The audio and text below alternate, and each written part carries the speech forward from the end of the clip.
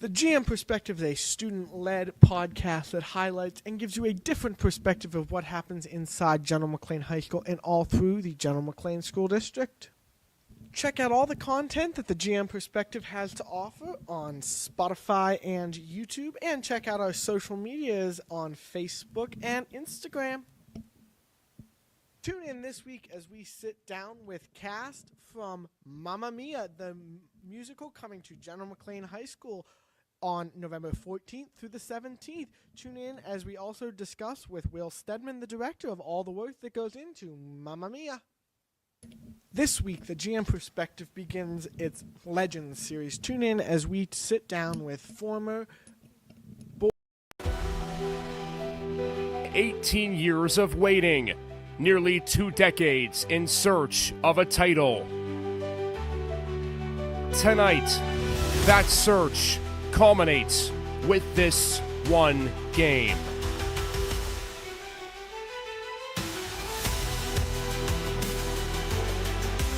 The Lancers have had an incredible ride to the district championship. In their way of a trophy, a familiar foe, and a face from Crawford County that has battled the Lancers thick and thin for the last decade plus.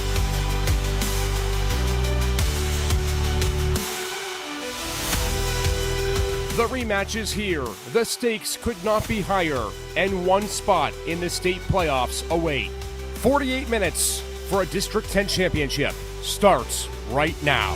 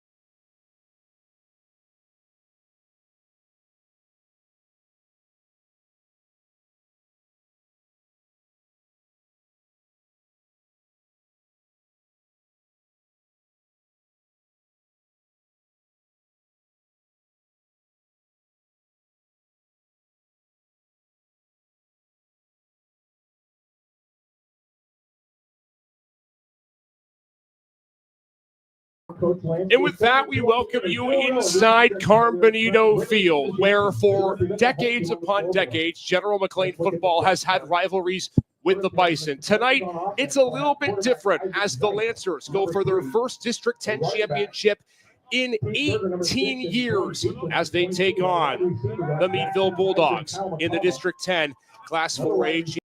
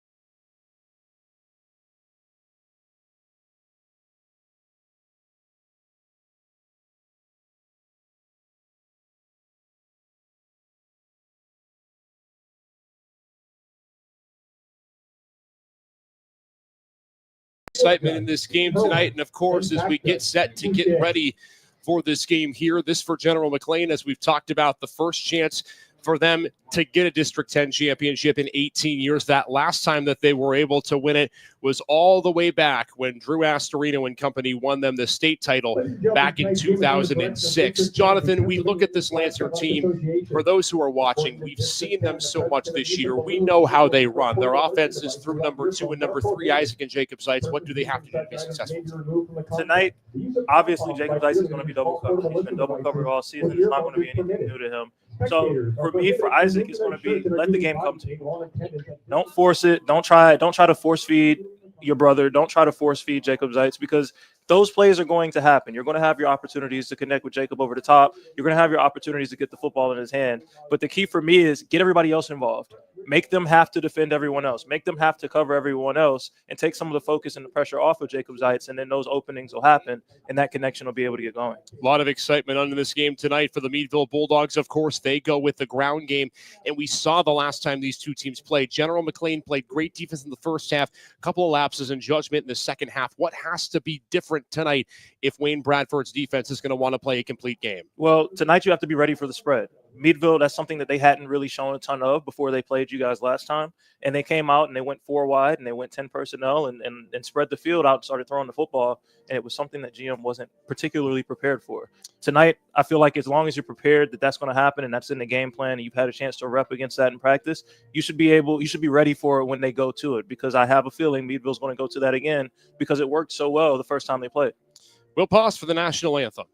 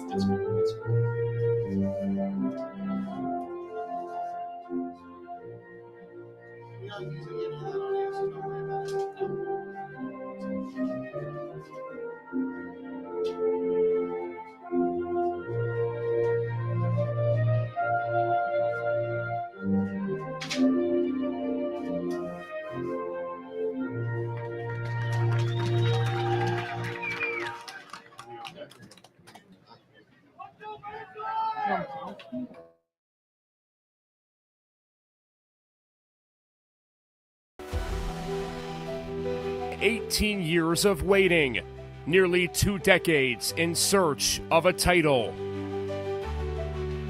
Tonight, that search culminates with this one game.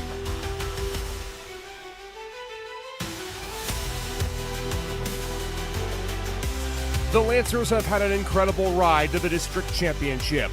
In their way of a trophy, a familiar foe, and a face from Crawford County that has battled the Lancers thick and thin for the last decade plus.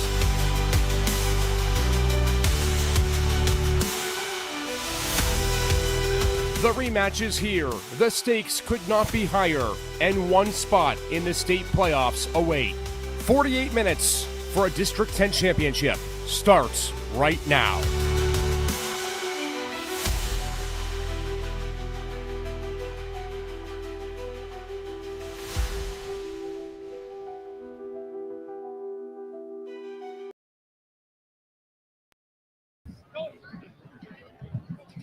Back here at Carmenito Field, General McLane, Fort LaBeouf. Cannot wait for this one tonight. The Lancers and Meadville Bulldogs in the District 10 4A Championship. Glad you're with us here from Carmenito Stadium. Isaac Peckash, Jonathan Williams getting set for kickoff. Meadville won the toss. They deferred. So the Bulldogs kicking to start this ball game. And the Lancers will get it moving right to left. Here we go. The District 10 4A Championship is underway. Ball fielded at around the 10-yard line and running with it. And a good lane out is Teague Berger. He's got a lane. 45 across midfield, making everyone miss. What a start for GM. Teague Berger to the house. 6 points on the opening kick, and the Lancers are off and running. They are off and running indeed. That's how you start a playoff football game. That's how you start a game the right way. Teague Berger gets a lane up the sideline and just takes it to the crib. Teague Berger, who had been such a huge part of this Lancer offense early in the season and has continued that way throughout the year with a huge touchdown for General McLane, his 7th of the year, first on a kick return. And General McLane right out of the gate, exactly what you wanted. You lose the toss. You got to take the opening kick, and it doesn't take any time to get on the scoreboard. And for Berger there, he's your starting running back. He's the guy that is dangerous with the ball in his hands when you hand it to him. And just now he showed you exactly why. Really elusive, great vision, following his blockers, and that kick return was beautifully executed. Here's the extra points. Short. Not through the uprights, as it was just a tad bit off by the place kicker, Brennan Burkhardt, and so it stays 6-0. But the Lancers with the early touchdown, 18 seconds into this game, Jonathan, and they do it on special teams, which we have talked about, such a huge part of this game today. They do it on special teams for sure, but one point that I want to point out, missing this extra point has been a problem for GM before. They've missed extra points in previous games, namely against Cathedral Prep, where it wound up coming back to bite them late in the game, where they wind up being down by 8 or 9 instead of being down by a touchdown. So that's something interesting to keep an eye on. They're going to have to get that shirt up. But as far as the rest of their special teams, that is the way that you want to start a football game. There's no better ending than you can have to a special teams play than 6 points on the board. So Teague Berger, the early touchdown to put the Lancers on the board on the opening kick. In case you're just joining us, again, want to thank you for being a part of our broadcast today. Isaac Peckash, Jonathan Williams. It is the District 10 4A Championship between General McLane and Meadville. Lancers won the earlier season matchup earlier this year, 35-27. We talked about at the top of the broadcast that we thought Marshall McCormick's team might have a little more potentially left in the tank offensively to get things done. And now we'll see this Bulldog offense as the kick is squibbed to the 35 and will be recovered immediately there by Meadville, and that's where the Bulldogs will start. Now we get to see which version of this Meadville Bulldog offense comes out. Do they start off in their traditional wing T set and run triple option, or are they coming out as a spread team? Their quarterback, Jordan Lawrence, and Jacoby Thompson, who have both taken snaps at times. AJ Filippa in there as well. It's like we said, a traditional wing T, and the Bulldogs will come out in that said wing T on first down and 10. They like to run the ball to different avenues of the field. GM's defense going to have to counter that here. And a first down pitch is to Jordan Lawrence running to the left side. 5 yards outside the numbers, but a flag down as Meadville gets 5 on the opening play. We'll check the marker.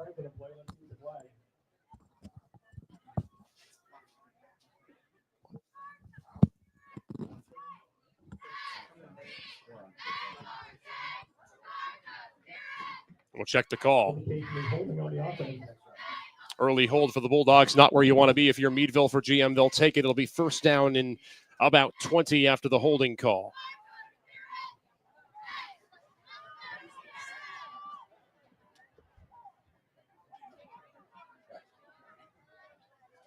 In case you just joined us, 6-0. Lancers in front early in this game. On the opening kick return touchdown by Teague Berger. First down handoff, this time right back to the left side, and they try around the end to Jacoby Thompson. That goes nowhere. GM in the backfield to make the play. In case you're just joining us on Facebook, apologies for the early technical difficulties. You missed an opening kick return by Teague Berger.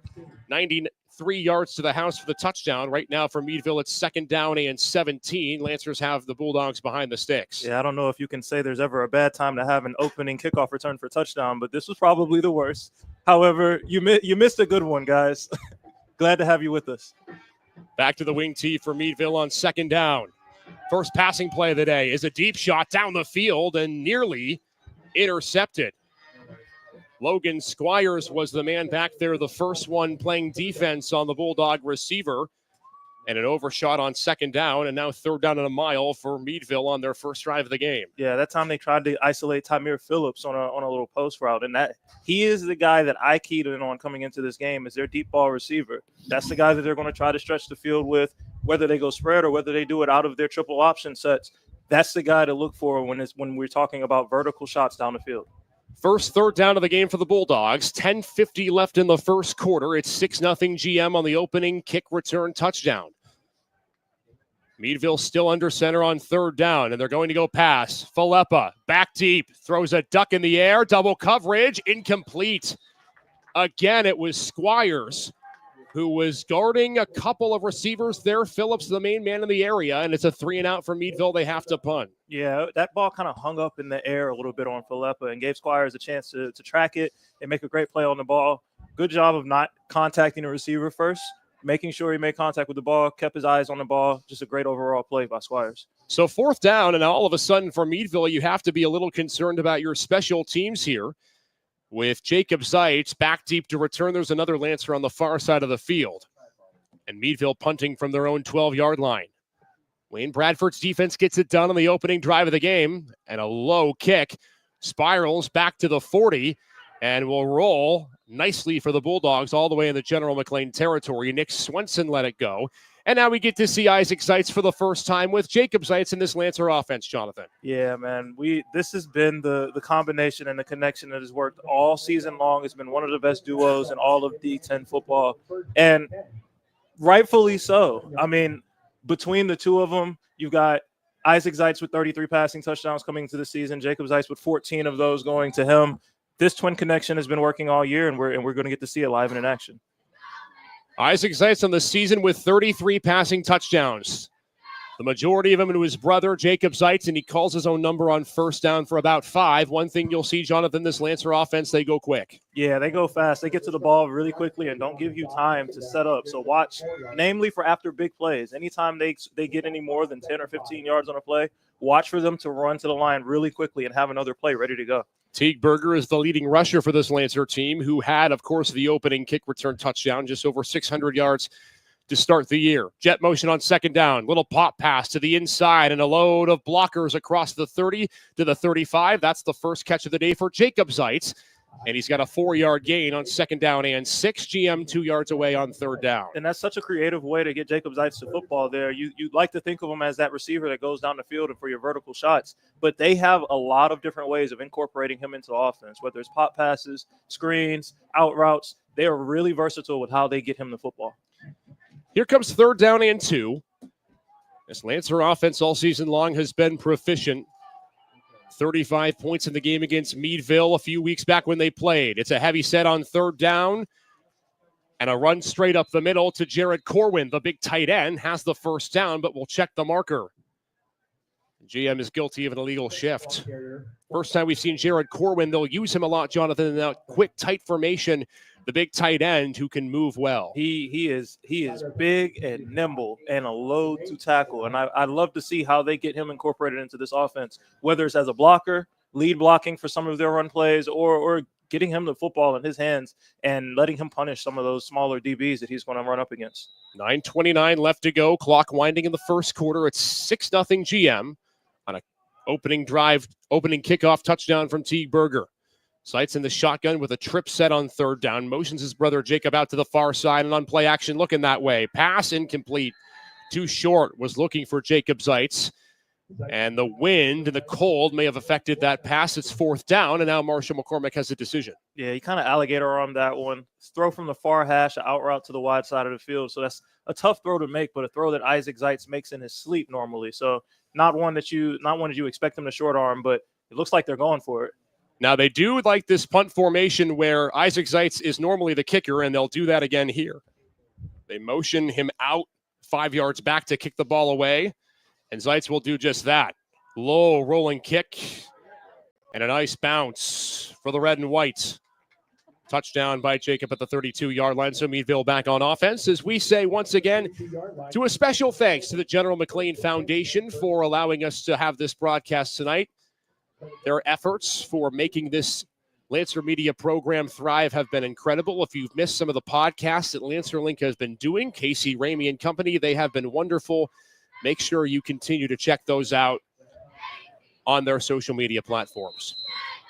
Defense back to work for General McLane. 6-0 game. Meadville not getting much going in the early going for the Bulldog squad. Yeah, but they're still in decent position just because it's a one-score game, and GM wasn't able to do very much with their last drive.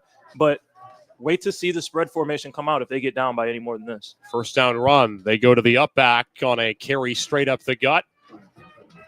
Marcus Geisner made the tackle for General McLane. It's a 3-yard pickup. We talked about for GM, you want to get off the field quickly. The last thing you want if you're a Lancer defense is to have to stay on the field for those extended drives that Meadville, if they're successful, can do. Yeah, especially not against a team that runs triple option. That type of style of offense can wear down a defense, especially the more plays that you have to play against it. Up front, it's going to be really hard on those guys' body if they have a lot of extended drives. And around on second down, Philippa the give. This is Caleb Kelly, not much. Maybe a yard. Braden Miller checked that, was the one who had the carry around the end of the near side. Another third down coming up for Meadville as Miller picked up one. Yeah, you wonder if they're going to go to the air right here. Traditionally, Meadville likes to keep the ball on the ground, but they've already taken a couple shots today, especially in their first drive. They went down the field twice for about 40-yard pass attempts. So it's going to be interesting to see if they try to keep it on the ground here, which is what they traditionally do, or take to the air and try to isolate one of these wide receiver and DB matchups. A.J. Philippa has been the quarterback to start this game. He's the traditional passer. Great baseball player at Meadville as well. Going to the air on third down across the right side, and a great open field tackle for a loss of 2 was made by P.J. Mitchell, who made the play on Jacoby Thompson. Another punt upcoming for this Meadville team. I think Jacob Zeitz was in the vicinity as well on that tackle there, Jonathan. Yeah, that's the thing about Jacob Zeitz. He's an athlete. He's not just an offensive football player. He is very instrumental on both sides of the ball for this GM Lancer team, and he makes plays on both sides of the ball. You cannot just classify him as a wide receiver because he's going to make plays all over the field tonight. So another 3 and out forced by the Lancer defense in the early stages of this game. 7 minutes to go and a 6-0 lead for GM. Another low prodding kick, and it's picked up by Zeitz, carrying defenders with him to the 44, and a nice return for Jacob, and GM set up in good field position. Yeah, Tamir Phillips better be lucky that Jacob Zeitz was wearing a hand warmer on that player. We might still be talking about Jacob Zeitz running to the end zone. But great tackle by Phillips to stop what would potentially could be a dangerous return from Zeitz. It is a cold evening here on this Friday from Carm Benito Field. Temperatures hovering in the mid to upper 40s at kickoff, but the wind is swirling. That's been a big problem tonight as well, and we saw that on the first drive with Isaac Zeitz. Screen pass, Teague Berger dances his way for 3 on first down. Yeah. We'll see those quick passes tonight, Jonathan. We'll see a lot of those, but right now Meadville's defense is flying around really well. They're rallying to the football. They're not sitting back. They're being aggressive at the point of attack, defeating blocks early and making those plays really close to the line of scrimmage. Lancers going fast again. The play clock just at 25. A great crowd on hand as well. GM fans making the trek just about 15 miles for this game. Hand off to Jared Corwin on second down. Bowling by defenders into Meadville territory, and he's about a yard shy of the first down, but Corwin had 3 jerseys needed to take him down on that play. Like I said earlier, this kid is a load to bring down, and you are not going to tackle him one-on-one. It's going to have to be gang tackles. It's going to have to be rally tackles to get him on the ground. They gave General McLane the first down. Chains have not reset. They go back to Corwin again. Cuts up to the numbers and another 4-yard pickup. Such a weapon in the backfield there, Jared Corwin. Yeah, anytime you have a kid with his size, 6'3", in the 11th grade, so he's still got another year, but anytime you have a kid with his size that can move as well as he can, handing him the football almost seems like a cheat code because it's going to be nearly impossible to get him on the ground with one guy. Lancers stack receivers on second down, 6-0 GM in front, 5:40 to go in the first. Zeitz looking deep down the field. Jacob Dice, Zeitz slides, and he's got it for a first down across the 30. And the ZZ Top connection working again for another first down. And they love to use those little motions to spread the defense out, open up the middle of the field, and then slip Jacob Zeitz right in behind on a 10-yard in route. Lancers knocking on the door of the red zone again. Another throw, another catch. Guess who? Number 2. Another first down, as this time they bring Zeitz on a slant route, and GM quickly moves the chains again, hurrying up to the line. This is what you're going to see out of this GM offense. They're on the ball quick, and they do not give you a chance to adjust. From the 15, Isaac Zeitz to Jacob, and a stutter step move inside the 10 to the 8. GM moving quickly. And as long as they keep picking up these 3, 4, 5-yard pickups, they can keep going fast like this because every play is positive. Every play is trending towards a first down. Lancers trying to double their lead up 6-0. Isaac Zeitz looking to orchestrate a drive. He's got 33 touchdown passes on the year. And Corwin, not much. Strung out there. Jacoby Thompson was the man to make the tackle, third down coming. Yeah, he defeated a Jacob Zeitz block. It kind of looked like Jacob was a little bit gassed on that play, 3 straight receptions.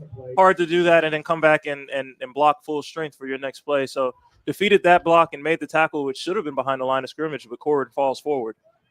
Third down and 1 upcoming for GM. 4.5 to go in this quick-moving first quarter in the District 10 4A Championship. One man on the hip of Isaac Zeitz on third down. QB draw all the way, looking for the hole. Doesn't have the touchdown, has the first down, and the Lancers a 1st and goal to go. You know, almost a better outcome because now you get 4 plays and 4 chances to score from right here in close and inside the 5-yard line. General McLane with just 2 losses on the season. They bookended their season with losses after what was an incredible effort in the middle of the year. 7-2, they ended the year. Looking for an 8th win and a 2nd touchdown on first down and goal. Jacob Zeitz comes in motion, has 2 catches already on this drive. They go ground, and they've got the touchdown on their 2nd offensive drive of the game. Lancers doubling their lead. And guess who? It's the same man who took the kickback, Teague Berger, his 2nd touchdown of the evening. And we didn't get to go over key points of the game before they kicked off. But one thing we talked about a couple of days ago on our podcast was their need to get the running game established. They need to be able to run the football and stay balanced as an offense and not come out and throw the ball every play to keep a defense honest. Teague Berger drops his shoulder just now, gets you 3 yards that you need, and that is integral to being able to make a deep playoff run, is being able to lean on your run game in those moments. Lancers going to go for 2 after the missed extra point on the opening kick. Corwin, the big man, windmills his way, not going to get there. So the 2-point conversion, no good. And it remains a 12-0 lead for General McLane. We'll step aside, be right back. Lancers up 12-0 here on this Lancer Link production brought to you by the GM Foundation. Sound Productions is a proud sponsor of General McLane football. 25 years of service, Millennium Sound Productions is located at 12110 Edinburgh Road with 10 DJs on staff, photo booths, videography, and production services. Millennium Sound Productions is the largest entertainment company in Northwest PA that provides service for weddings, private parties, fundraisers, and school dances, along with videography services for weddings, school productions, and sporting events. Check out Millennium Sound Productions online at www.msdjs.com. Go 12-0 Lancers in front of Meadville late in the first quarter. It's 2 touchdowns for Teague Berger, 1 on a kickoff and 1 on the ground. And outside of the missed 2-point conversion to the extra point, Jonathan Williams, GM rolling early. Yeah, GM rolling early, and I don't know if anybody would have guessed that Teague Berger would have both of the opening scores and in 2 different ways, but that's how we got to 12-0. Like I said, the missed extra point at the beginning of the game kind of coming back to bite GM just a little bit. But as long as their offense is clicking like this, it might not even matter. So Meadville's offense looking to get something going. GM already in a spot to take control. Good field position for the Bulldogs to start what will be their third drive of the game. You know, we know Marshall McCormick so well. So many of you who watch the stream know him as well. Third year for the Lancers. He returns back to the D-10 playoffs, looking to lead GM to their first D-10 title since 2006. He won't let off the gas. We know that, despite a 12-0 lead, because this is the same scenario, Jonathan, GM was in the last time they played Meadville, and it ended close. Yeah, they were up, 14-0 in that game, and it seemed like they weren't really trying to air the ball out. They weren't really trying to go too deep into their playbook, and it allowed Meadville to stay in the game and allowed them to stick around, and they wound up coming back and making that game a lot more interesting than people thought it should have been. So don't expect them to take their foot off the gas tonight. To the spread on first down. And the first time we see Jacoby Thompson back there at quarterback, a nice 6-yard pickup. For the first spread formation we see for the Bulldogs. And Wayne Bradford now tasked with making sure the defense is on point with that. He talked a lot about that during the week. Yeah, you know, when he comes in, it's a different feel for their offense. And he's got 594 rushing yards on the season. He is a dual threat. He's the definition of a dual threat. He's their best passer with over 800 yards passing and 500 yards rushing. So you have to stay honest and you have to play to your keys and to your assignment as a defense. Just 3 down linemen for GM on second down. Crowd is filled in even more. Nearly standing room only here at LaBeouf. Thompson again. Not much there. Lancers swarming to the ball on second down, and it's now 3rd and 2 upcoming. That was Corey Weber, the big junior who made the tackle from in tight. Yeah, defeated the block up front. Anytime you can do that, rushing just 3 down linemen, and you can have your nose tackle come in and defeat 2 blocks and make a play at the line of scrimmage, you love that if you're Coach Wayne Bradford. 2:35 to go, first quarter. It's a 12-0 Lancer lead on 2 touchdowns from Teague Berger. Thompson fires on third down and has his man. And the first down of the game for Meadville gets to the 49-yard line. And it looked to be Amari Grenaway who made that catch, Jonathan. Yeah, and it was just a simple stop route, but something that was noticeable for me, we saw this again, and I'm going to talk a lot about this, but in the prep game, Coach Bradford tried some new things with his defense and tried to play a lot more aggressively. 7 guys on the line of scrimmage. And he loved being able to do that because it gave him an opportunity to pull it out in situations like this. They went there last play. It didn't quite work out for him, but just watch for them to get into some different defensive sets. Empty set on first down. Lancers looking to make a stand. Thompson on the cutback. Tripped up from behind. A 3-4 yard pickup on first down. First time GM's been in their own territory on defense today with the first quarter winding down. Yeah, you know, this time back to the 3 down lineman set. So they've been switching it up just a little bit. Coach Bradford is going to go a little bit aggressive at times. He's not going to rely on it like they did the entire game against Prep, but they're going to switch it up a little bit, and it's going to be a nice change up to kind of show these opposing quarterbacks some different looks. Amari Grenaway lined up at receiver. Jordan Lawrence, the halfback, on second down. Thompson to the air, and it was dropped by Grenaway. There was some heavy pressure coming from Logan Squires if Grenaway made that catch. But maybe the cold getting to the Meadville wide receiver, third down. Yeah, Logan Squires closed on that pass really quickly. Even if a catch is made right there, it's no more than a 1 or 2 yard game because Logan Squires was all over it. Called Squires' name a lot today, early going in the first quarter. 1:27 left in the opening frame. Winner to the state tournament in football and would be 4 wins away from a 4A state title. It's a spread formation on third down. Thompson, the quarterback. Lancers showing pressure. And they nearly got to Thompson, who got the pass complete, but it's not going to go for much. Lawrence was wrapped up by multiple GM defenders in fourth down upcoming. Yeah, a mixture of just great pressure from the defensive line and then also your DBs and your secondary doing their job. Everybody's covered up. There's nowhere for him to go quickly, and he winds up having to hold the ball a little bit extended. That gives the defensive line a chance to get in his face. So 4th down and 7 for the Bulldogs. Latter stages first quarter, and Ray Collins is rolling the dice and going for it on 4th down. Oh, no, he won't. The punt team comes out. My apologies, Jonathan. It looked like they were lining up to go for it. Yeah, it looked like they thought about it a little bit on the plus side of the 50, and you wonder if you might want to go for it here, down 2 scores early in the game, but they decided to play it safe and trust their defense. And a beautiful punt all the way out of the 1 yard line. The coffin corner punt. And from Meadville Special Teams, pins GM deep. And that's where all of the football analytics say that's why you punt the ball from the 50-yard line, because now you make GM have to drive the entire length of the field to score another touchdown. Or you set up a good field position matchup where if you force GM to punt, now you're getting the ball right back around the 50 with a fresh set of downs. Simon Farley Jackson, the senior punter, the man who pins GM deep. And a long field to climb now for GM. They do this year have a couple of long touchdowns on this field, multiple 70-plus yard hookups against Fort LaBeouf earlier in the season. And an incompletion for Zeitz on the near side. Good coverage by a couple of Meadville defenders. Yeah, I think it was Ryan Ellerverton that got in on that one. And GM fans are probably looking for a little bit of a pass interference flag, as I believe he got there a little bit early, but he was on the back of Jacob Zeitz on that one.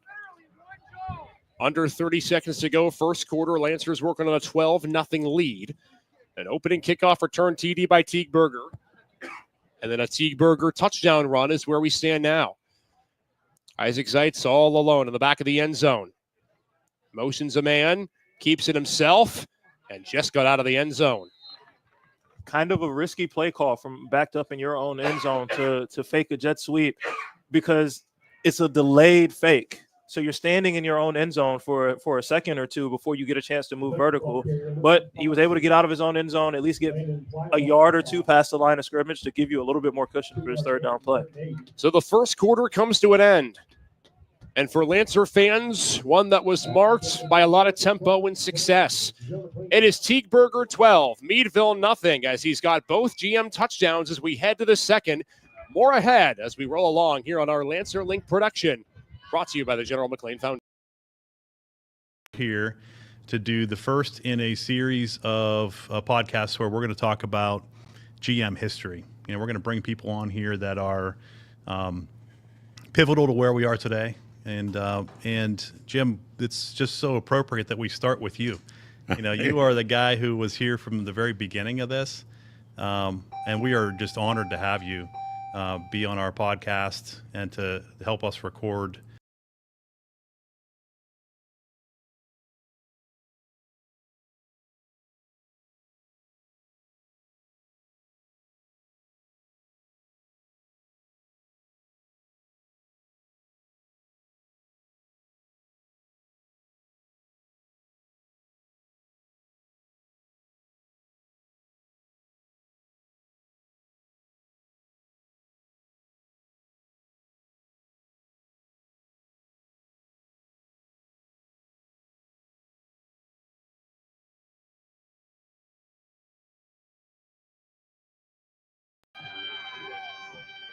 So it's a 2nd down and 8 from the 3-yard line. GM backed up to start this second quarter. Glad you're with us. Isaac Petcash, Jonathan Williams in the booth. Ty Stuyvesant, our producer. Mark Eisert, operating cameras with us tonight. Casey Ramey, our student producer. It takes a village to make this work and bring you the action from Waterford, PA. Chilly and windy Friday night on 2nd down. And Zeitz going to throw it into that cold air. Looking for Jacob. Dropped it at the 40. They may have had 6 if ZZ Top would have brought it in. Instead, it's 3rd down. Yeah, just you saw something that you don't see often, which is a clear Jacob Zeitz drop. They left him single covered, which is also something you don't see very often. They didn't have a safety over the top of him.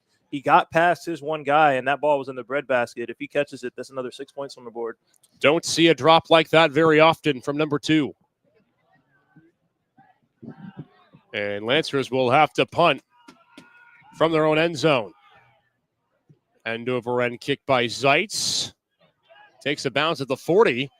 And Thompson runs that out.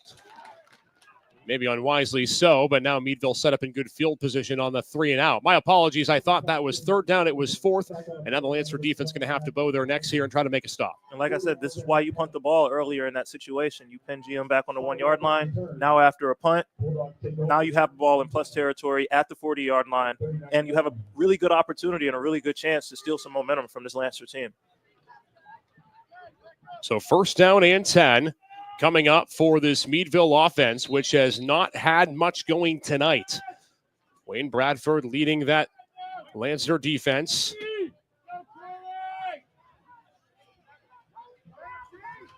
And on 1st and 10, they go up the middle. Lawrence, maybe a yard.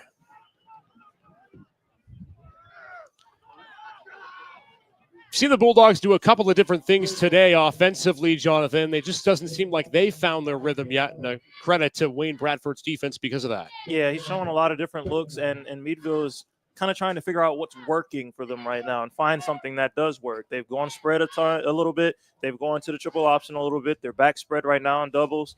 So they're just trying to figure out, okay, what's going to work against this GM defense. They go air on 2nd down, and a big hit at the 30 as the pass is complete. Thompson found his man on the near sideline. That's Tymere Phillips. 3rd down upcoming for the Bulldogs. Yeah, Zeitz came and tried to lay the boom on that one and didn't catch him very cleanly. Good catch by Tymere Phillips and a good job of getting vertical. Almost got the 1st down, but it sets up a nice 3rd and short for Meadville. GM has not allowed a 3rd down conversion today from the 31-yard line. Meadville looking to find the scoreboard.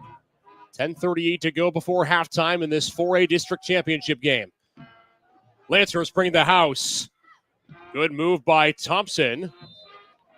And he is close to that line to gain. Had to zig and zag his way back to try to find a 1st down, but he's a yard short. Yeah, Caden Holler is not going to get credited with a tackle on that one, but he's the kid that made that play.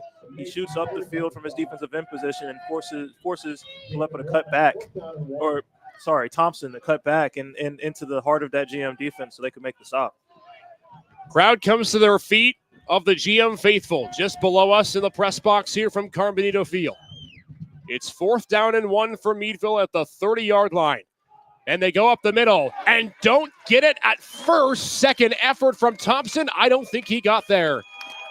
It was Corey Weber right in the middle to make the play. P.J. Mitchell was there as well, and the Lancers force a stop on 4th and 1. You know, this Lancer defense, when you look at their D-line and you look at the size of those guys up front, they're not the biggest in the area. They're not the biggest in the district. But, man, those guys play hard up front. They defeat blocks. They get off of blocks. And they are not easy to run the football against. And they showed it just now on this drive in those last 2 stops. So Meadville starting inside the 45-yard line cannot come up with a 1st down. And now back to work for Isaac Zeitz in this Lancer offense. Ground on 1st down. Teague Berger with a load of confidence. Picks up 8. Might as well feed the hot hand, Jonathan. If he's already got 2 touchdowns, give him the ball more. Yeah, they're using their personnel really well. You lined up Holler and Corwin side by side as double wings and just tell them go lead block for Berger. Zeitz fakes the jet, keeps it, dances at the 45, and has a 1st down with a flag down at the 40. Yeah, it looks like they got Caden Holler for a hold there. Just grabbed a hold of his jersey a little bit, trying to set up a block for Zeitz. Unfortunate penalty in that time because that's a great run from Jacob Zeitz or Isaac Zeitz. I have not seen many flags tonight in this game. It's been a quick moving game with 9:25 to go in the 2nd quarter. And Jonathan's point, penalty goes against the Lancers.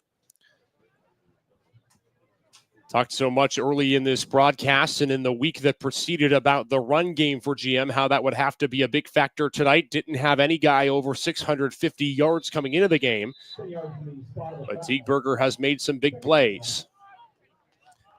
Penalty back to the 30-yard line. 2nd down and 10 for GM. Working on a 2-score lead. Trips formation from McCormick. Zeitz to the air. Finds Jacob in the Meadville territory. And the 2 connect again. And a 1st down. I'm struggling a little bit to understand exactly what Meadville's game plan is as it relates to Zeitz as they get on the ball really quickly again and go fast.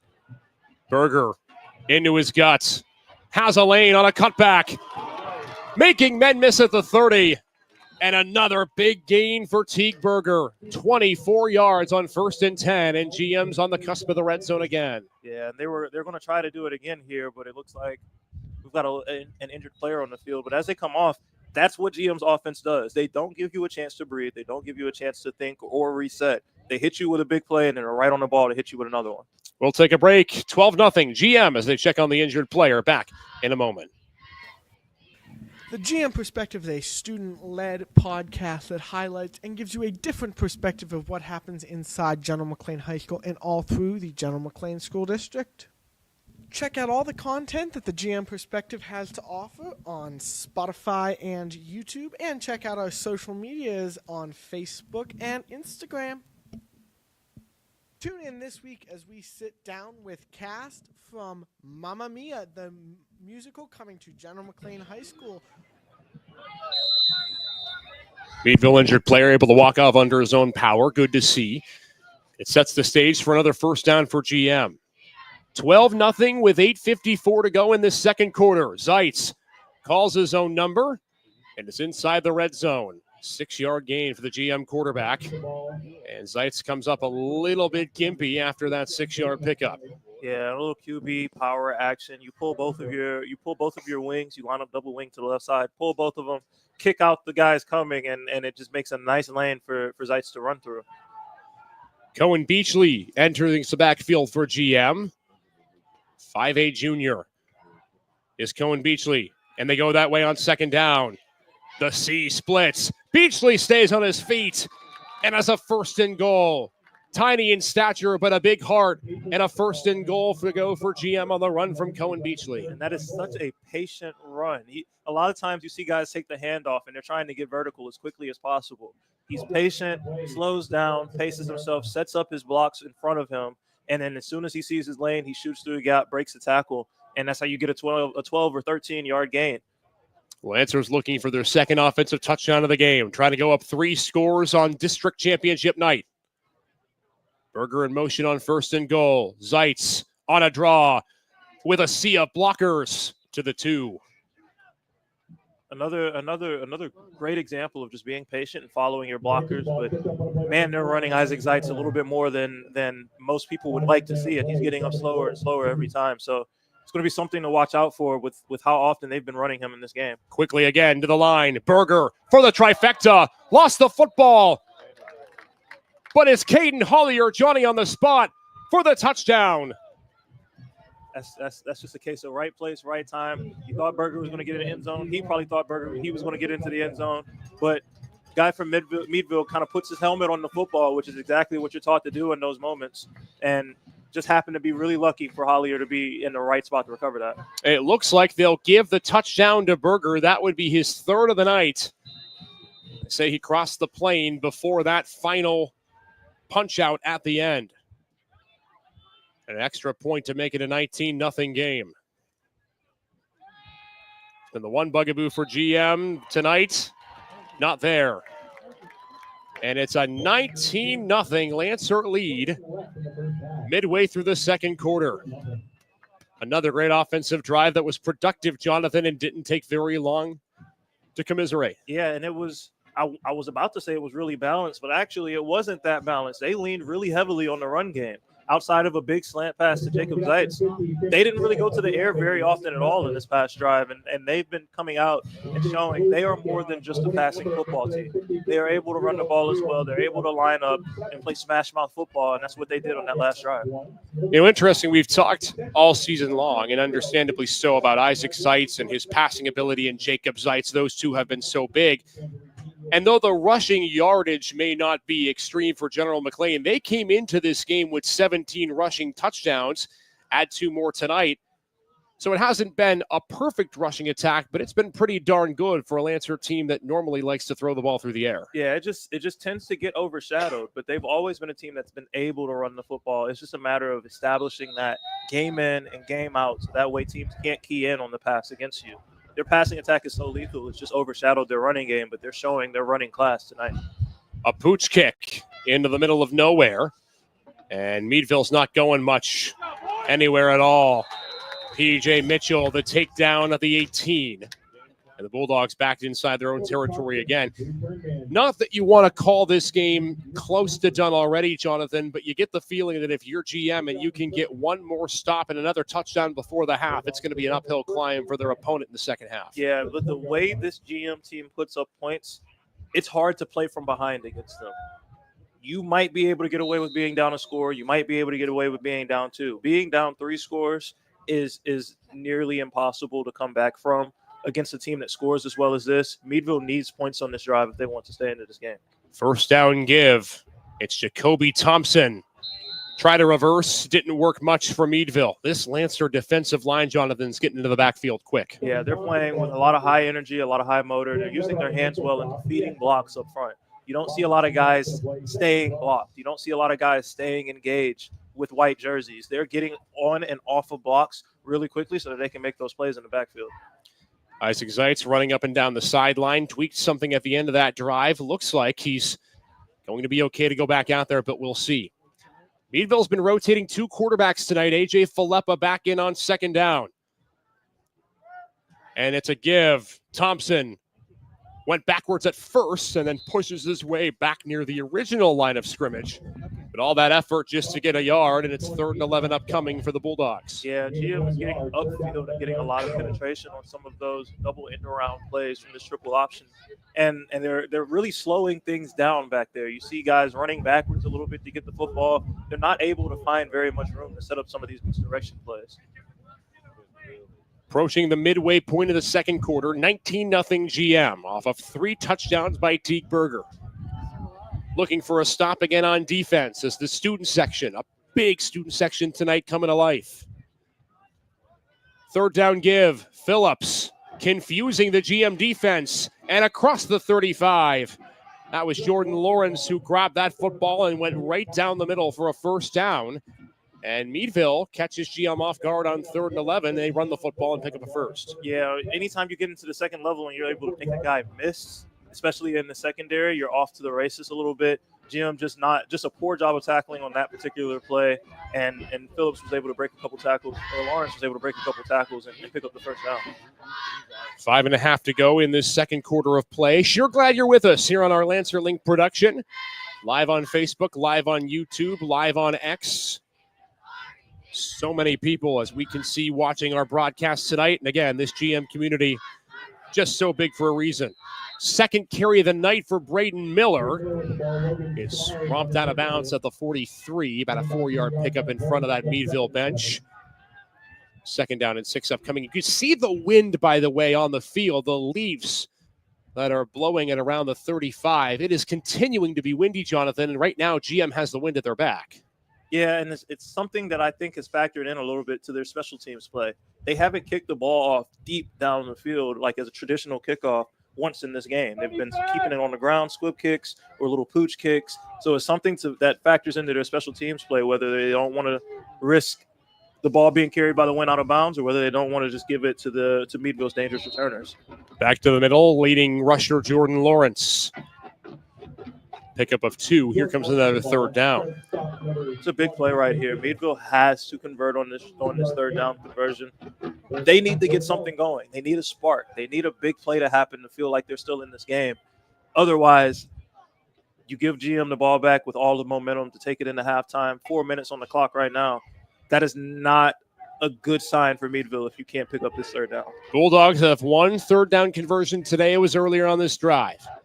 Filippa back in at quarterback. We'll see if they throw it. They do not. Lawrence on the toss. Did not get there. Lancer swarming to the task and taking him down. That was Matt Cairo, the linebacker, who stopped him short of the line again. And here comes 4th and 1 again. We'll see if Meadville goes for it. Yeah, you feel like you're almost in a position where you have to go for it right here. You cannot give this GM team the ball back with a chance to go up 4 scores before halftime. You got to take your chances right here. Meadville went for it on 4th and 1 earlier in this game. They did not convert, and they went to the ground. See if they do so again here. As Jonathan mentioned, first half clock winding, 3:17 and counting. Meadville going heavy. 2 in the backfield on 4th down. Up the middle. It's Lawrence. Did he get the push? I believe he did. Needed 1, got 1.5. It's a 1st down for the Bulldogs, and they keep the football. Gutsy call, but a call I feel like you had to make in that scenario.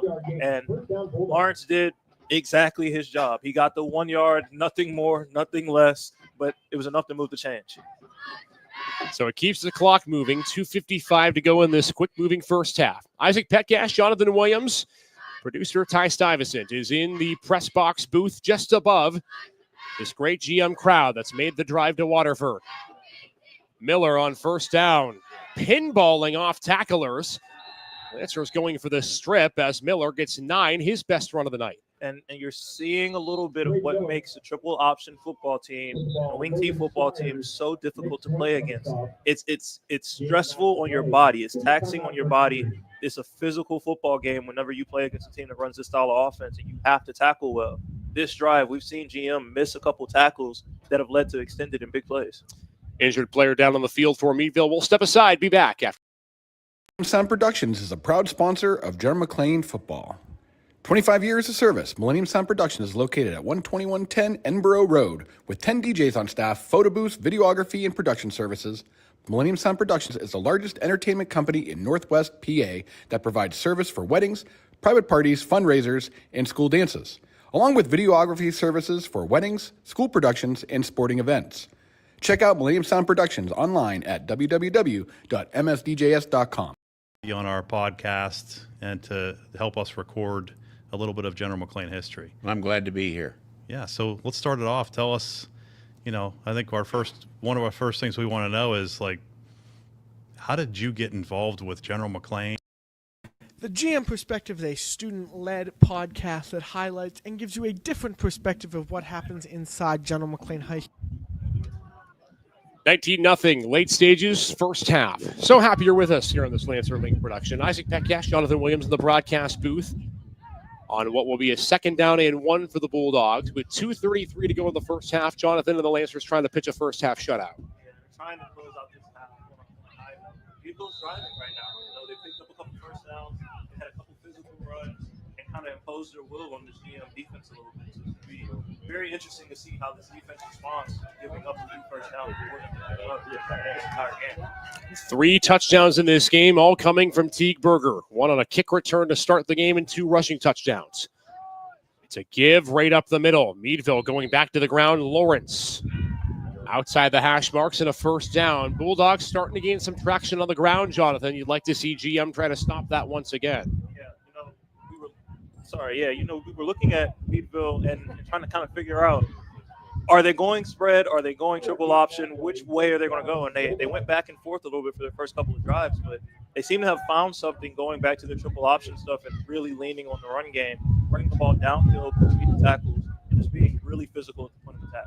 A.J. Filippa back under center, and it's Miller on the jet sweep, pushes his way into the second level and has 8 yards.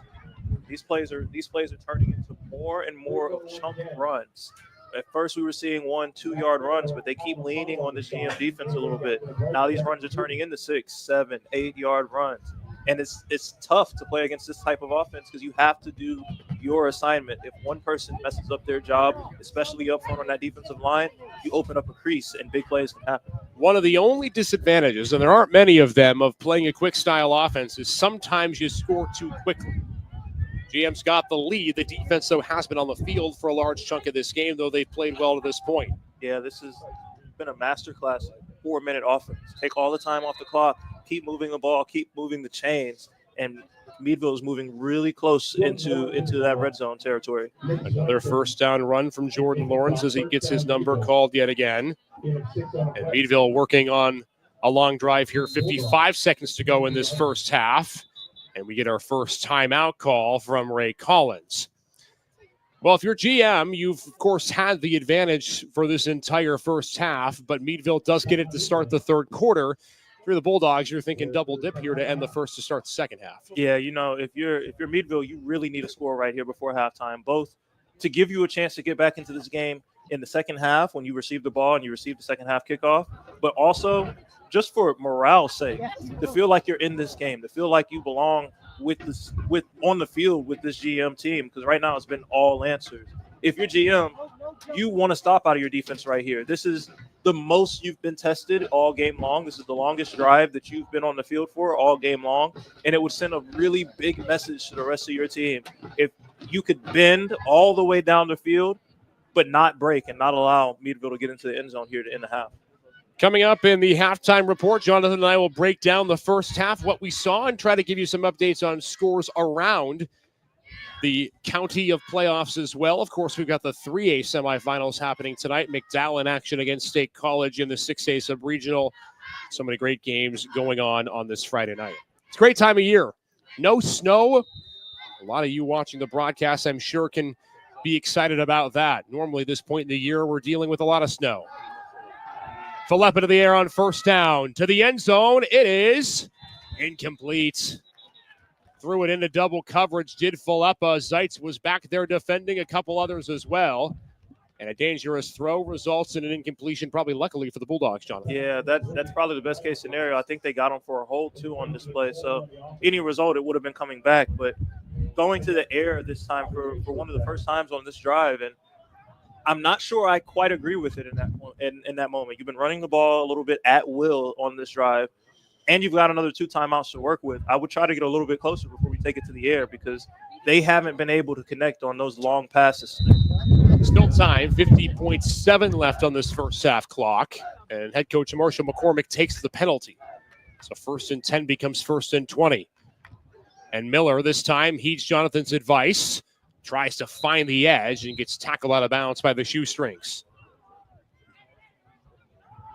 4-yard gain, out of bounds goes Miller, so the clock stops. 42.9 left in this first half. Yeah, it's going to be interesting. 2nd and long on this play. 42.9 seconds. Got 2 timeouts. The clock is stopped. Do you run the ball again, try to pick up another 6 or 7, 8-yard chunk play to make it 3rd and manageable and burn a timeout, or do you take it to the air right here and try to get it all back at once? This time of the game, this situation had been a point, I'm sure, of contention this week in practice for Wayne Bradford. GM, when they played Meadville in the regular season, gave up 2 long touchdowns on 2 long plays. Still to the ground. Ball comes out. Thompson had it poked loose. One of the Meadville linemen comes up on it. That was a huge hit delivered in the middle. I believe P.J. Mitchell was in the midst of that. And GM nearly forced a turnover, but it forces a timeout. P.J. Mitchell looked like he was out for blood on that play.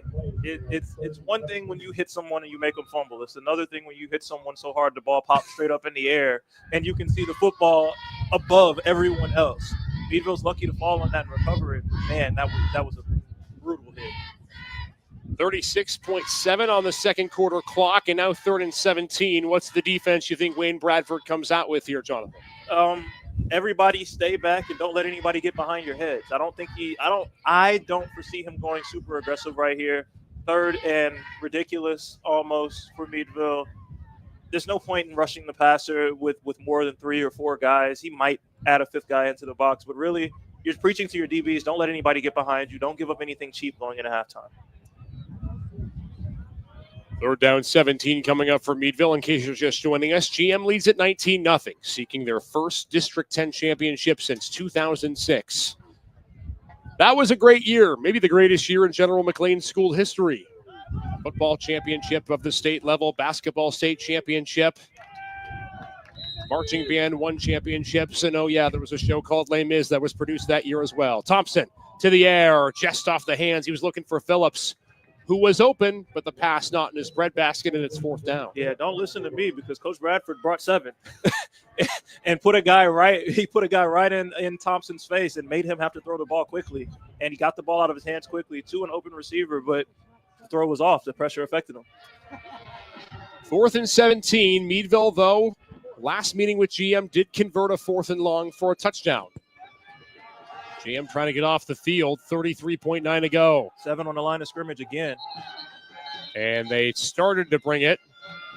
And now we get a whistle, and I believe it's a false start coming against Meadville, and it is. And that's one of those penalties you can't have in this moment. You're already in a situation where it's 4th and forever, and you make it 4th and forever with a 5-yard penalty, with a false start penalty right there. You kind of gotta be locked in at this moment.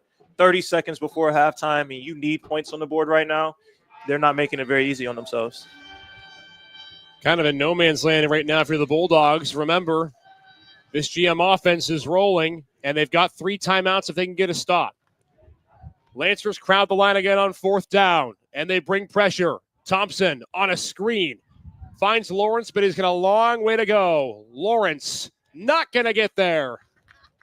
GM with the preventative D on the back end, and it's another turnover on downs, and the Lancers have it back. Coach Bradford is basically saying, listen, we're going to put 7 guys on the line of scrimmage. We're going to bring pressure, and we're not going to let you stand back there and bomb us to death. We're going to put guys in your face. We're going to make you throw the ball quickly. Screen is a great call against pressure, but it's hard to pick up 30 yards on any play. So GM gets the football back. 22 seconds left in all 3 timeouts. That is plenty of time, folks. See what Isaac Zeitz can do with his arm. No, they go ground. Berger on a cutback. Finds a hole across the 38 to the 39. It's a first down. And the clock stops at 13 seconds. We'll see if Coach McCormick takes a timeout. Looks like he's going to try to get him on the ball to go fast. He is not taking one. GM trying to get set. Clock at 12. Now 11. Back to Berger for about 7. And now McCormick will use a timeout. 5.7 on the clock. It almost seemed like Coach McCormick was going to be content to just go ahead and hand the ball off, get out of the half, take it into the locker room.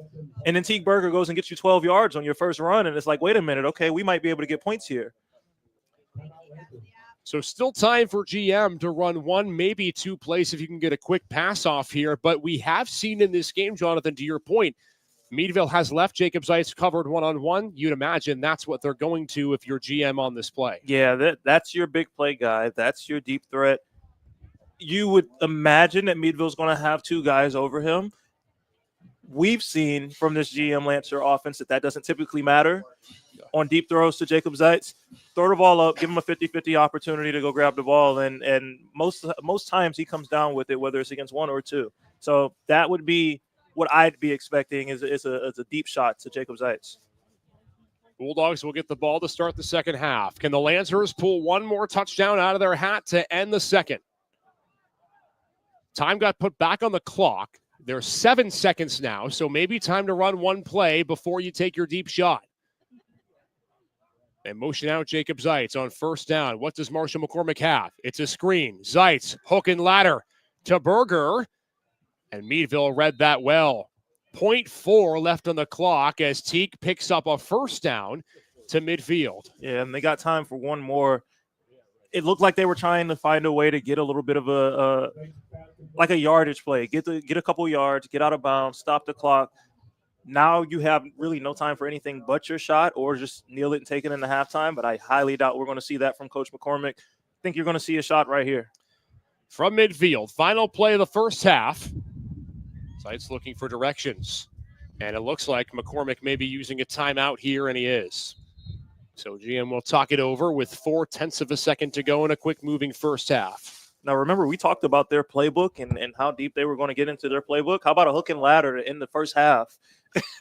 That's not on page 1. We did not see that back on October 10th. We did not. He was not pulling that out of his bag in the first matchup, and I promise you that is on page 7 of the playbook, not 1. So they're digging a little bit deep into that playbook and getting a little bit creative to try to find ways to put this Meadville team away. While we have a second, want to thank the General McLane Foundation for helping to sponsor our broadcast today and thank them for the equipment and whatnot that they've helped purchase for so many of the students at General McLane. It has been such a transformation to see the new podcast studio, to see the production setup that the great district has, and we're just lucky to be a part of it here on this Friday night. Trying to bring home a championship of District 10 in football for the first time in 18 years. What does GM have in their bag of tricks? 0.4 of a second left on the clock. They need 50 yards to the end zone. Zeitz going to step up and run. Has a long way to go.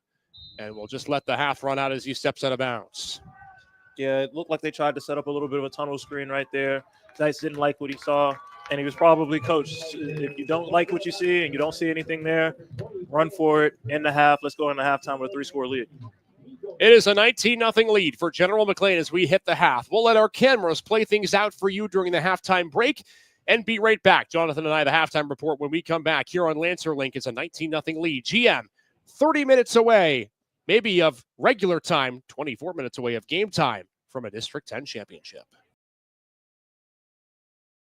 Through the GM Perspective is a student-led podcast that highlights and gives you a different perspective of what happens inside General McLane High School and all through the General McLane School District. Check out all the content that the GM Perspective has to offer on Spotify and YouTube, and check out our social medias on Facebook and Instagram. Tune in this week as we sit down with cast from Mamma Mia, the musical coming to General McLane High School on November 14th through the 17th. Tune in as we also discuss with Will Stedman, the director, of all the work that goes into Mamma Mia. This week, the GM Perspective begins its Legends series. Tune in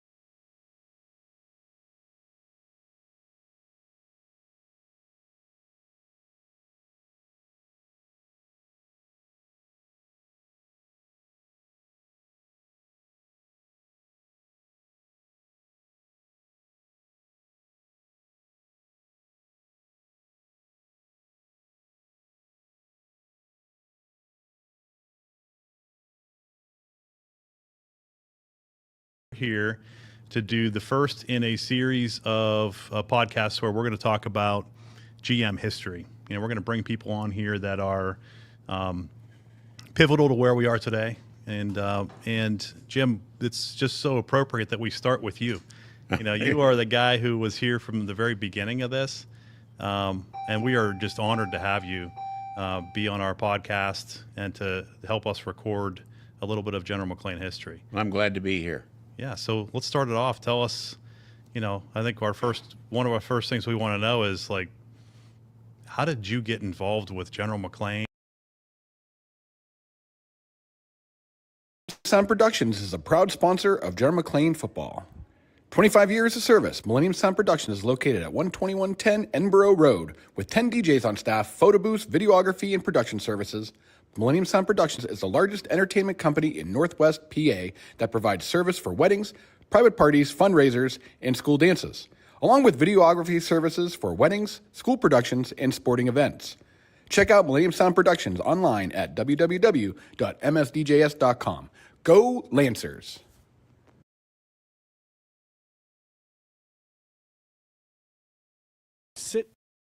The GM Perspective is a student-led podcast that highlights and gives you a different perspective of what happens inside General McLane High School and all through the General McLane School District. Check out all the content that the GM Perspective has to offer on Spotify and YouTube, and check out our social medias on Facebook and Instagram.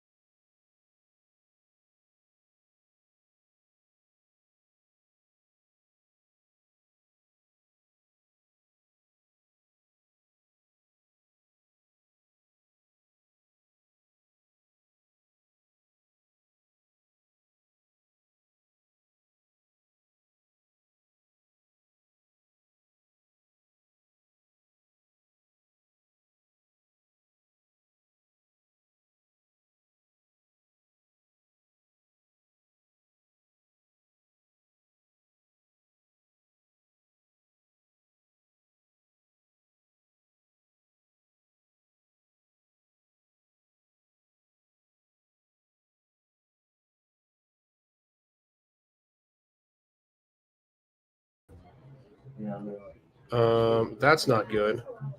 Shoot. The GM Perspective is a student-led podcast that highlights and gives you a different perspective of what happens inside General McLane High School and all through the General McLane School District. Check out all the content that the GM Perspective has to offer on Spotify and YouTube, and check out our social media.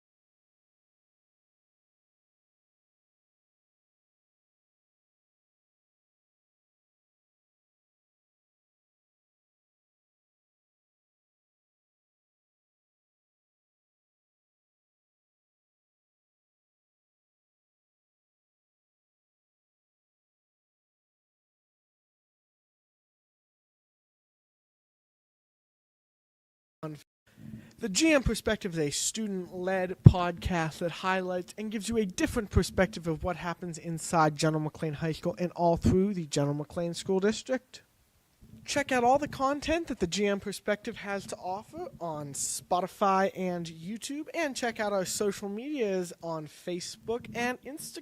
Here to do the first in a series of podcasts where we're going to talk about GM history. We're going to bring people on here that are pivotal to where we are today. And Jim, it's just so appropriate that we start with you.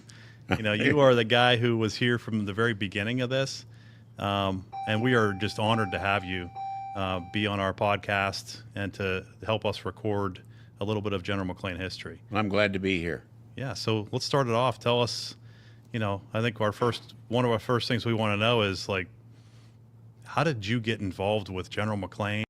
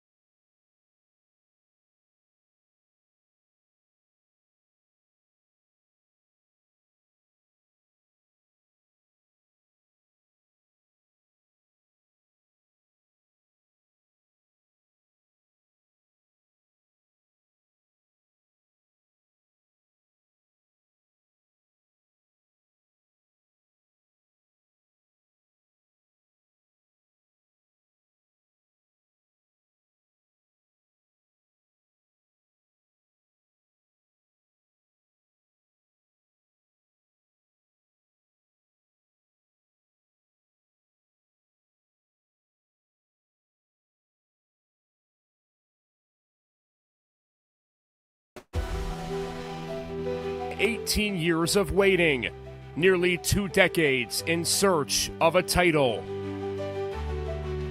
Tonight, that search culminates with this one game.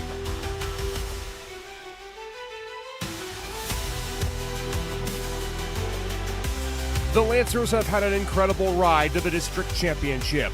In their way of a trophy, a familiar foe, and a face from Crawford County that has battled the Lancers thick and thin for the last decade plus.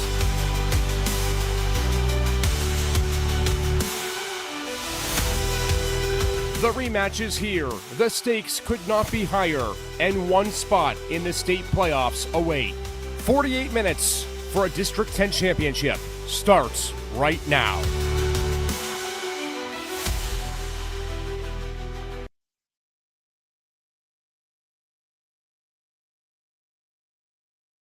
And with that, we welcome you back to Carmen Benito Field. It is a 19-0 lead for General McLane as we get ready to start the second half of play. Isaac Petcash, Jonathan Williams inside the broadcast booth here. It has been a first half marked, Jonathan, by defense. General McLane has bent but not broken in a lot of situations on defense, and Teekberger with 3 touchdowns to lead the way for the Lancers. Yeah, it's something that you didn't expect coming into this game, to say GM would be up by 3 scores, and all 3 scores would either come on special teams or on the ground. Yet here we are, and they've been running the ball efficiently. They've had big special teams play, and their defense has stood on their heads and really stood up to the task of stopping Meadville on what was their most productive drive of the game, that last drive of the second half. Bulldogs will get the ball to start the second half, although the Lancer defense has had a couple of big third down stops, a fourth down stop. What's going to be the key in this drive, Jonathan, if you're GM, to set the tone and keep this going in the second half? Honestly, if you can get a 3 and out right here, that pretty much demoralizes this Meadville team. They had their best drive of the first half at the end of the half and still couldn't come away with points. If you can get them to punch you the football right here early and just going ahead and kind of suffocate them a little bit more, you might have just taken all of the life out of this Meadville program. Like we said, this game started off very quickly. A 93-yard kick return touchdown from Teekberger. He had 2 rushing touchdowns to add to that in the first and second quarter. It's been Wayne Bradford's defense putting on a show since. If the Lancers can keep the lead and win tonight, it'd be their first District 10 championship since 2006. They have not won one since the state championship year with Drew Astorino and company back in the early 2000s. A little bit of a squib onside kick to start the second half, and Dane Moody's there for the recovery, so Meadville good field position to start the third. Up 3 scores, that's one of those risks that you can take, and with your defense playing as well as they've been playing, the field position isn't nearly as much of a concern for you if Meadville recovers that as they did. So we'll see who comes out at quarterback for the Bulldogs. General McLane has been trying to alternate their plans between A.J. Filippa and Jacoby Thompson, who are the 2 quarterbacks for this Bulldog team. And we'll see who comes out to start the third. Continues to be a chilly night, but pleasant for the most part. A lot of Lancer fans in the stands from Fort LaBeouf today. Meadville fans on the opposite side, and on first down, they watch as Braden Miller carries it off the right-hand side. Picks up about 4. That's a guy, Jonathan, that they'd like to really get more involved in the second half. Yeah, he got a couple touches in the first half, but nothing really explosive outside of maybe 1 or 2 carries that hit that 7 or 8 yard mark. And I look for them to lean heavily on the run game coming out in this drive, because that was what was working for them going into halftime. That's how they were able to drive the ball all the way down the field, and nearly get into the GM red zone before penalties set them back. Meadville had a drive inside the 30 in this late second quarter, could not convert on it. Lancer defense to shut out to this point. Quick sweep. Thompson trying to outlast the defenders. He's got a first down. Ran all the way around outside the numbers and picked up 12. And a first down run for Jacoby Thompson. Jonathan, they're putting him at running back a lot this second. Yeah, they're putting him at running back a lot, and I like that play call. Get around the edge. That's one that Coach Bradford's going to look at the film and be livid about, because you have a person out there whose job is to set the edge. Nobody can get outside of you. He got pinned inside. Edge gets given up, and Thompson's able to take the ball around the edge and pick up a nice game. Logan Squires was the man dedicated to make that tackle. He had a really good first half. We called his name a handful of times in that first 24 minutes. Filippa back under center on first down. Lancers with 6 on the line, and they go right up the gut. Lawrence trying to drag defenders with him, but Michkowski brought him down from behind. The big nose tackle making the tackle. And if Mitch doesn't make that tackle, he might pick up 6-7 yards, because it took a while for another GM Lancer to get there to clean it up. So a great play by your defensive lineman, Mitch. Lancers with those 3 first-half touchdowns. The only really miscues on offense in that first half was a missed extra point and a missed 2-point conversion for GM. That's where we have 19-0 at this current juncture. Winner of the state playoffs, where they would play next Friday or Saturday against an opponent to be determined, would be part of the final 16 in the state of Pennsylvania. A second down run. It's Thompson, stuffed at the line, runs into a Red Sea, and again in the middle of the big boys. This time Keaton Williams brought him down. Yeah, GM's defensive line has been playing out of their minds today. They've made a lot of plays up front, right around the line of scrimmage, and you don't typically hear that a lot. You don't hear about a lot of defensive linemen making tackles, making solo tackles, but they're defeating blocks up front. They're getting off of blocks early, and they're making tackles either in the backfield or at the line of scrimmage. Another third down coming up. Meadville has converted just one so far in this game today. Under center, Filippa. Another run. Lawrence with a crease. Knocks over an official in the process and picks up a first down. And Logan Squires may have saved a touchdown. Yeah, that as I expected, Meadville's keeping it really heavily on the ground here. They think they found something that was working for them going into halftime last drive, and they feel like, okay, well, we're going to go back to it until GM shows us that they can stop us consistently between the tackles. Seen a heavy dose of Jordan Lawrence today. We've called his name. We've called Jacoby Thompson a lot today. Meadville likes to try to spread it out with different running backs. Can Wayne Bradford's defense get off the field on first down? Another jet sweep. Thompson stuffed at the line. And you see that jet sweep turns out a lot differently because he can't get the edge. Whoever the edge defender was did a good job of keeping contained outside, keeping his outside arm free, and forcing everything back inside of him to the rest of his guys in red. So interesting to hear from Coach Wayne Bradford. And Jonathan, you and I do a podcast. We talk to him a lot. He's on the pod. Just hearing and picking his brain as to what kind of schemes he can draw up. He's always one guy where if he can be aggressive and use something different, he's going to do it. Yeah, he's a great defensive mind, and he likes to learn, and it's something that you have to have about you to be a great coach. He likes to learn. He watches football. He eats, sleeps, breathes football, and he likes trying different things and introducing his kids to different things and different schemes and different ways to play the game of football and play defense and be aggressive. Braden Miller lowered the shoulder, picks up 3, and so third down and a long 6 upcoming for the Bulldogs.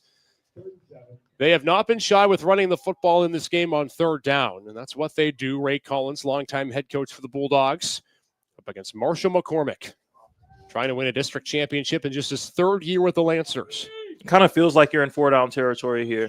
You're down 3 scores. You're in the third quarter. You're, at this point, racing against the clock to try to get back into this game. So feels like 4-down territory for them. It's Lawrence straight up the gut, and to Jonathan's point, enough to get them close. He's 1.5 yards short as Jordan Lawrence.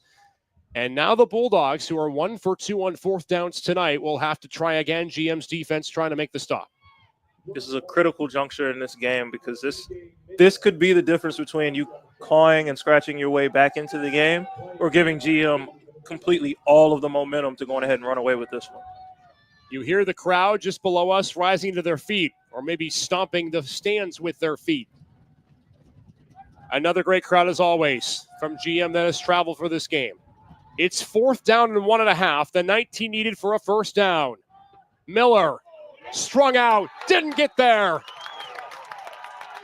What a play by the GM defense, and guess who? Teague Berger, he gets it done on special teams, offense, and defense. The trifecta for the Lancer Speedster. Yeah, number 6 in red is everywhere tonight, and he's been doing it, like you said, in every phase of the game. That's a great play to come up and make a tackle on the edge in the backfield and get your offense the ball back, and he's going to be rewarded, I have a good feeling, on this drive with a couple touches. So another defensive stop for GM. They have quelled Meadville twice on fourth down attempts tonight. And Isaac Zeitz back to work after spending the first near 5 minutes of the third quarter on the bench. It is Berger up the gut on first down and rolls his way for a 7-yard pickup. GM has shown that they are going to run the football until Meadville can stop them. They don't have to throw the football in this game to be effective, and they've proven that. They've gone to the air a couple times, and they've used it when they needed to use it, but they've really been able to lean on their rushing attack, and it's been impressive to watch. We've seen a lot of Jacob Zeitz in the first quarter. Since then, it has been, to Jonathan's point, the ground game. Second down 3, they motion Berger out. Zeitz looking that way. Pumps, fires, down the field, has a man in stride. Kyle McConnell out racing white jerseys inside the 15. There's the long chunk play we were looking for, and GM's back in the red zone again. And just when you think, okay, they're just going to lull us to sleep and run the ball, boom, motion out to empty formation, and everyone's eyes in the secondary goes to Jacob Zeitz. You get trips at the bottom of the formation. Zeitz is the number 2 receiver, and he has 3 guys surrounding him. They forget about the outside receiver, and he's wide open to run up the sideline. First catch of the day for Kyle McConnell as there's an injured Meadville player down. We'll check him and be right back when we return. The GM Perspective is a student-led podcast that highlights and gives you a different perspective of what happens inside General McLane High School and all through the General McLane School District. Check out all the content that the GM Perspective has to offer on Spotify and YouTube, and check out our social medias on Facebook and Instagram. Tune in this week as we sit down with cast from Mamma Mia, the musical coming to 6:31 left to go in this second half, third quarter. With GM driving, first down and 10, long pass play from Isaac Zeitz to Kyle McConnell, keeping the drive rolling. And they go back to the air on first and goal. Zeitz was looking for Caden Hollier.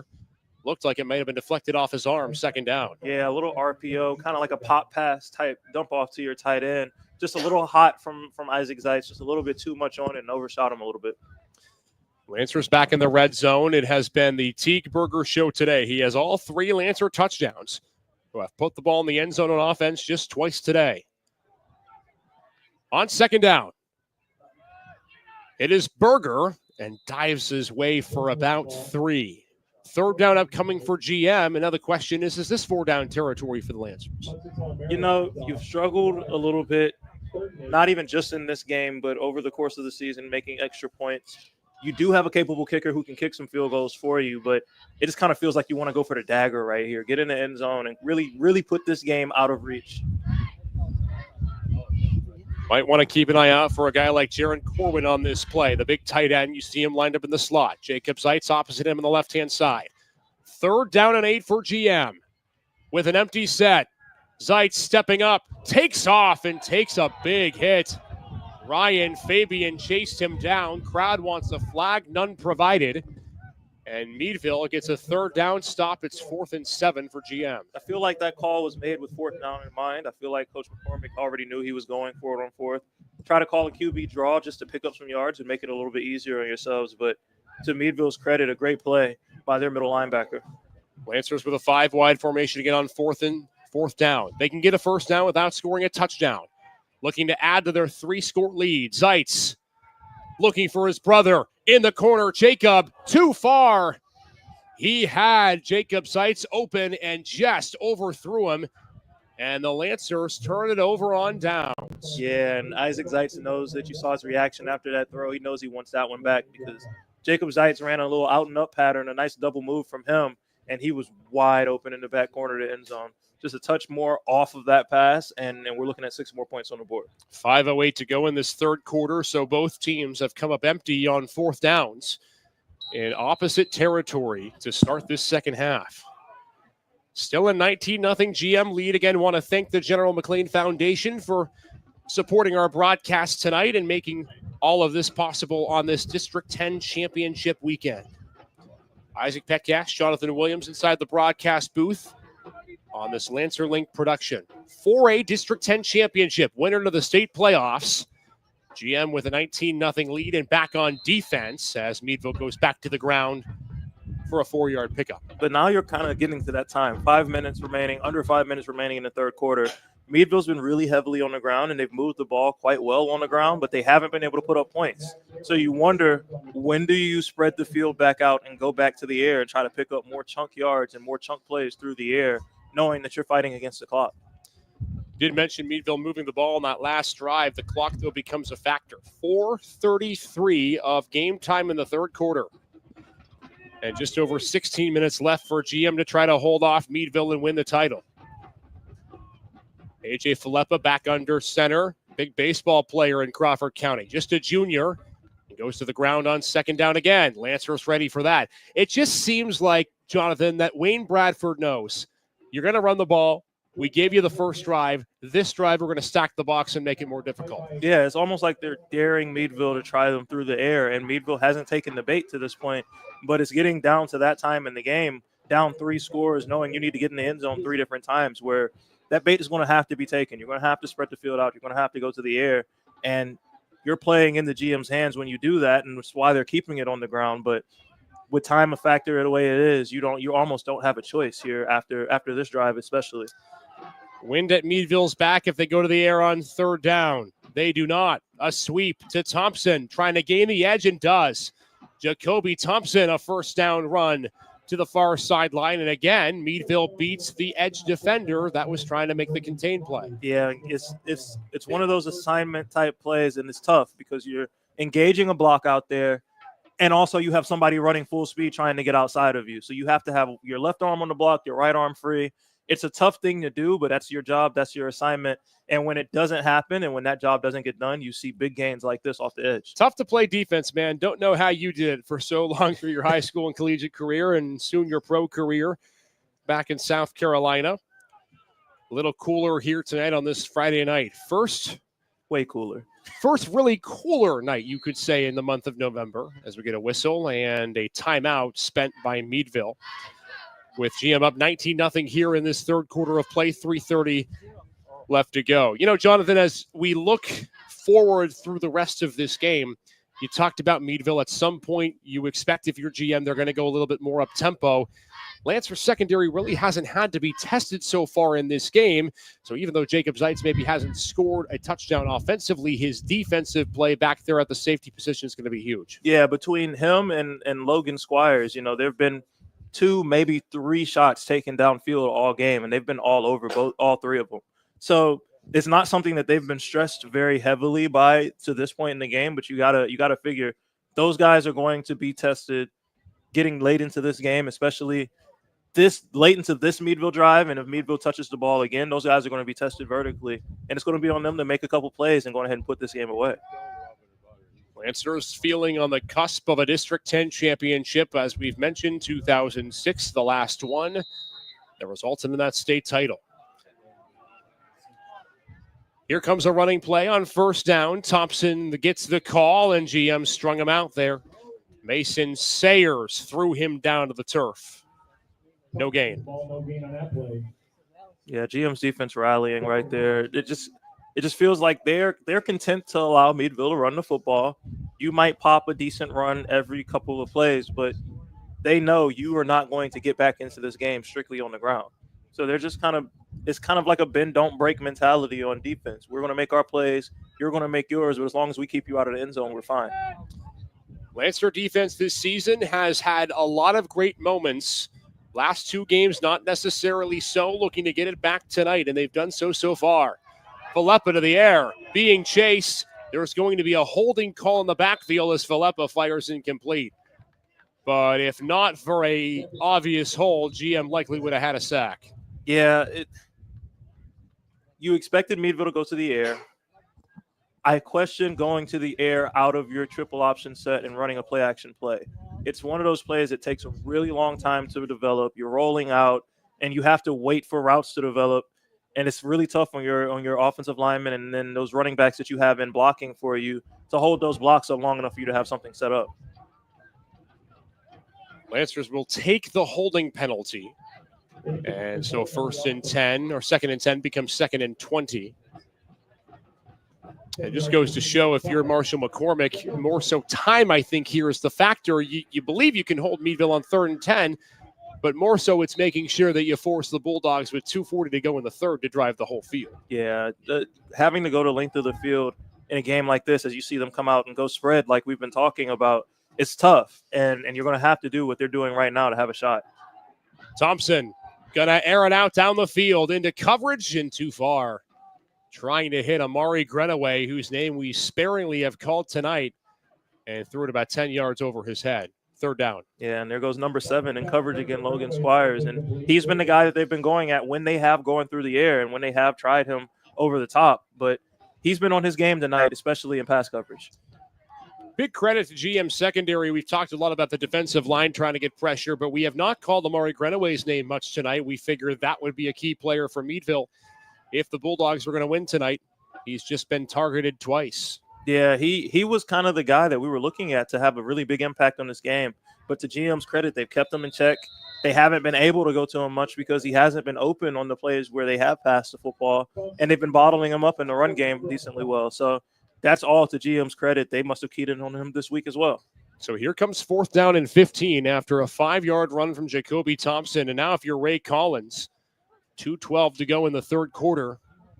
We'll see the decision here, but not lots of time left. And it looks like Meadville's going to punt this ball away. GM does have a special teams touchdown. Of course, that kick return to start the game by Teague Berger. Looking for a big play to potentially put this one out of reach. Thompson, it's blocked. There's said big play. P.J. Mitchell coming straight up the gut to knock it down. A flag is down, but a huge block from Mitchell. And for now, General McLane set up big. Yeah, you try to do the smart thing there, punt the football, and just play the field position game a little bit. But great play by P.J. Mitchell, and it was a couple of red jerseys back there that could have blocked it. Check the flag. And it is going to go against Meadville. Coach McCormick giving P.J. Mitchell his flowers and with good regard. And the Lancers are set up at the 20 after the block punt. 2 big special teams plays today, Jonathan. Yeah, they are winning this game on all phases. Their defense is playing well, obviously pitching a shutout to this point in the game. They've been able to run the ball really well offensively. And then, of course, in GM Lancer fashion, the big play happens through the air, and they get a couple deep balls connected. But also, special teams has been huge. Opening the game with a kick return touchdown, the block punt just now to set up your offense to score. They've been winning, and they've been dominating this game in every phase. 20 yards from a 4-score lead. After the block punt, back to work goes Isaac Zeitz. Teague Berger in motion. He's got 3 scores today. Gets the call on first down and cuts near the 10. Gets him 6 yards after being brought down by a couple of white jerseys. Here comes second down. Third quarter almost expired. 1.5 minutes left to go, and GM will go back to the line. Coach McCormick has so many interesting formations and interesting ways to get his guys to football. There, Berger starting out in the slot, motioning back to running back to run a little bit of a counter action play. Empty set on second down. Now Berger comes in motion and a whistle. And we'll check a timeout, General McLane. So both teams have now used a timeout. Keep it here on our Lancer Link production. Again, special thanks to the General McLane Foundation for us tonight. Jonathan, if you're GM, and I laugh because it's an up-tempo offense, right? They want to run the football quickly, get up to the line. If you're Marshall McCormick, at what point do you try to see if you slow things down and take some time off the clock? After you get in the end zone on this drive, you're really close to you're at the 15-yard line going in, or you're at the 11-yard line going in. So there's not much clock you can run right now. Obviously, go punch this one in. Next time you touch the ball, it's you click. What is it now? L1 and turn on 2 clock. You run the clock. You run the play clock down to the 1 second mark before you snap the ball. You're running the football the rest of the game, and you're just trying to see seconds tick off that clock so you can get out of here. Better you than me to know L1. All I know is the spin move, and that doesn't really work that well. I digress. Out of the timeout, second down and 5. Lancers can get a first down without scoring. Heavy set in the pistol. On second down, it's Berger. Cutting back inside and off tacklers. He's close to a first down. Give him 3, and now it's 3rd and 2 as the third quarter clock close to expiring, a minute left. Yeah, we haven't seen much of Berger outside of the kick return in the open field. He's been working a lot between the tackles, but some pretty shifty cuts, some pretty shifty moves right there to evade a couple guys. Cut outside, cut back inside, get vertical, and get a couple yards. Isaac Zeitz does not have a touchdown pass tonight. 33 he had in the regular season. On 3rd and 2 to the corner. Can't get his man. He was looking for Berger just out of his hands. And it was Landon Carter in coverage. Here comes 4th down. It's another interesting decision coming up here for Coach McCormick, but looks like he's going to keep his offense on the field. At this point, like I said last drive, go on ahead, go for the dagger, try to end this game, go up 4 scores, and make it really hard on this Meadville team to have a chance to come back. We know General McLane, the way they've been playing defense. If you don't get it, you've got Meadville backed up at the 8-yard line. It's 4th down and 2. Lancers needing the 6 for a first down in the latter stages of the third quarter. Trying to add to the 19-0 lead. Jacob Zeitz in motion. Isaac keeps it all the way, follows a cascade into the end zone. That might be enough. And for Isaac Zeitz, his 34th touchdown of the year, running and passing. And GM's on their way late in the third. I mean, if you told me we'd be going into the fourth quarter, 28 seconds left in the third, GM would have a 4-score lead and Isaac Zeitz hadn't thrown a touchdown pass in this game, I would have looked at you and told you that you were crazy. However, he finds a way to get in the box anyways. You know, this kid, he's more than his arm. And that's something that I think is slept on of Isaac Zeitz. He's an athlete in his own right, and he can run the football really well. And when he has to, and they use him sparingly in that position, but when they need to go to him and his legs to get into the end zone, they can, and he just showed it just now. Berger on the 2-point attempt. Cutting back. What a play. Teague Berger. Have a day, my friend. Took on 4 defenders, and it wasn't enough. And Teague Berger continuing to run rampant over this Meadville Bulldog team. Teague Berger, welcome to your coming out party. He has done it in every phase of the game. He's done it on offense. He's done it on defense. He's done it on special teams. And that 2-point play, that's just a taste of what you've seen from him all night long.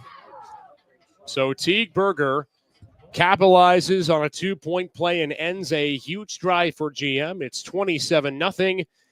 And for Isaac Zeitz, his 5th rushing touchdown of the year, Jonathan, may have been enough to put this game out of reach. Yeah, 27-0. You've got a quarter to go, and Meadville hasn't been able to do anything really through the air in this game.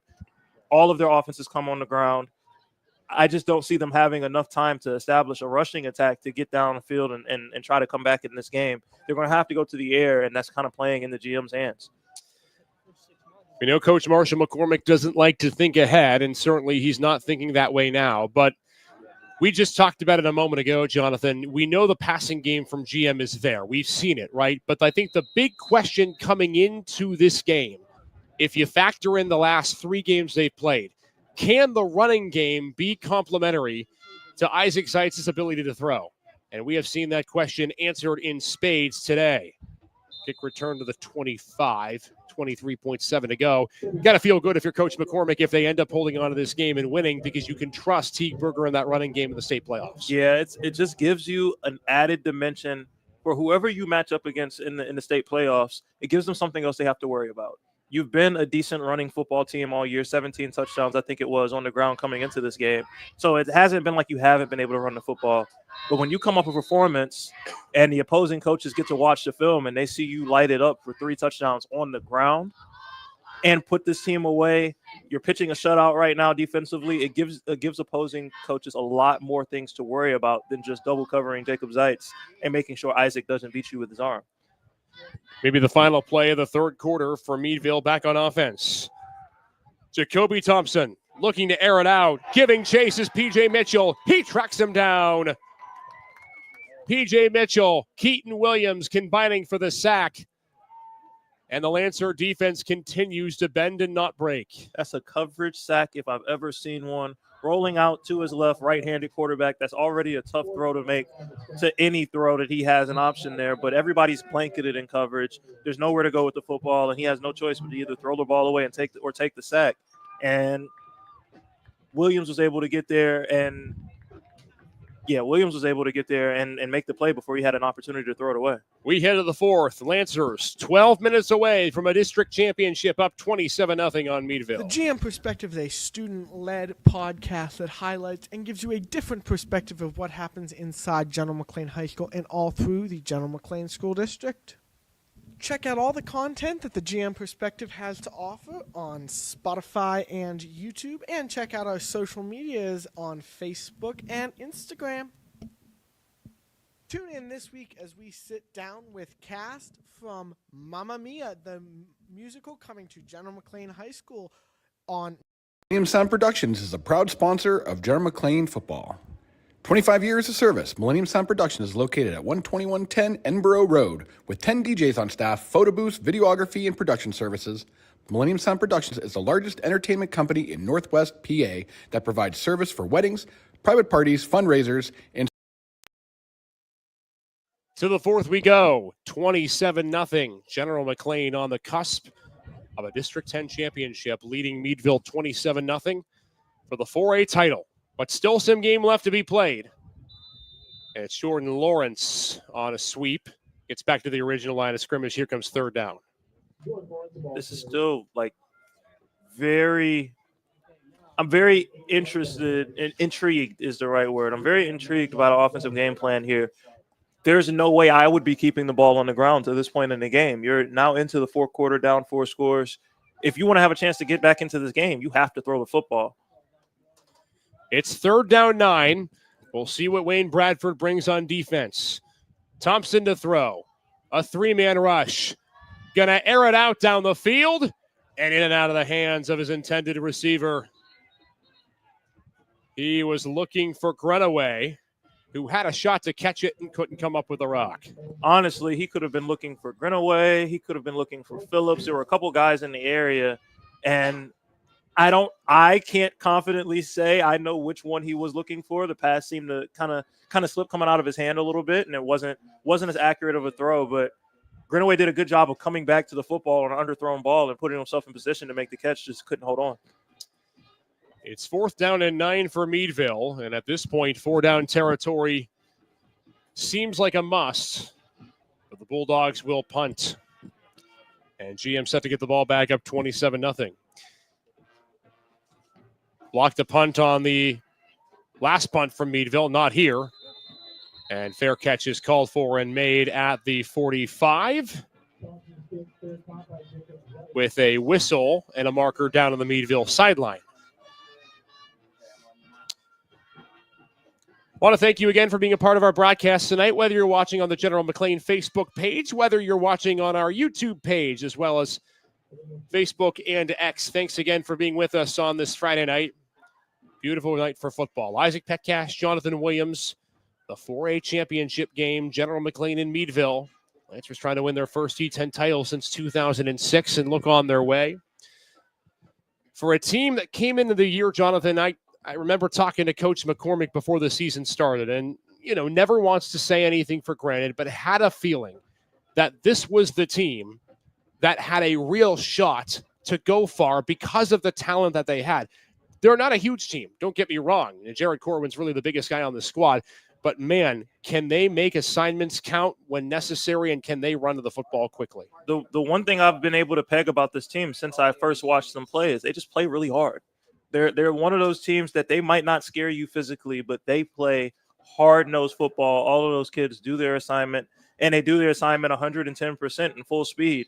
And when you have an entire team that's bought into your system and bought into your scheme, and they play that hard for you, good things happen. Siegberger, another carry. He's had a great night. 3 touchdowns and a 5-yard gain there. Been a huge part of this Lancer offense and a huge part of their offense all season long. One of the seniors on this team, they don't have a lot, this General McLane. But in positions that matter, they are a veteran-dominated squad. Isaac and Jacob Zeitz, the 2 big leaders on offense. This is where you start to see them slow it down a little bit and a little bit more of that chew clock I was talking about, snapping the ball at 10 seconds left on the play clock, which is virtually unheard of for this GM team. Cohen Beachley comes off the bench, gains 7 on 2nd down and 5.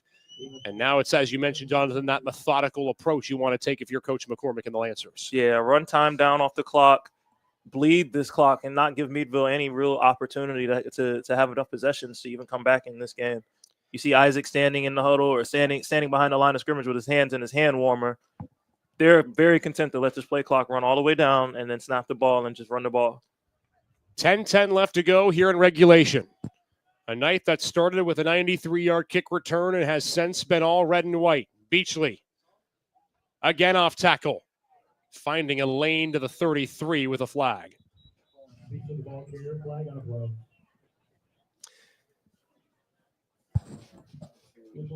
Second game of the year for General McLane here at Carmenito Field. Fog is a hold against GM. Going very similarly to how the game against Fort LaBeouf went, Jonathan. 28-6 was the final, and GM got some big offensive plays, but played great defense. Yeah, and their defense has been outstanding in this game. Sans one drive, Meadville hasn't really been able to manufacture very much offense at all, whether on the ground or in the air. Their best chances have come on the ground, but GM's defense has really tightened up on that in the second half and really just kind of choked out this Bulldog offense. Holding penalty moves the ball back to the 48. Clock still running, under 10 minutes left to go. Isaac Zeitz waiting for that play clock to bleed. They'll let him chuck it on first down. Down the field, into double coverage, tipped, and it's caught. Jacob Zeitz, how do you do? Touchdown, Lancers. It's ZZ Top in the most unfathomable of ways. The cherry on top of a dominant performance tonight. And that right there lets you know how this night has been going for GM. There is no reason why Isaac Zeitz should have thrown that football into triple coverage. The ball bounced off the hands and helmet of a Meadville Bulldog and into the hands of Jacob Zeitz. It's been that kind of night for GM. They have everything going for them. And if you thought you were going to get out of here with an Isaac Zeitz passing touchdown and a Jacob Zeitz receiving touchdown, you thought wrong. It is the 15th time that Isaac and Jacob Zeitz have connected for touchdowns. The 34th passing touchdown of the year for Isaac. And the extra point is up and good.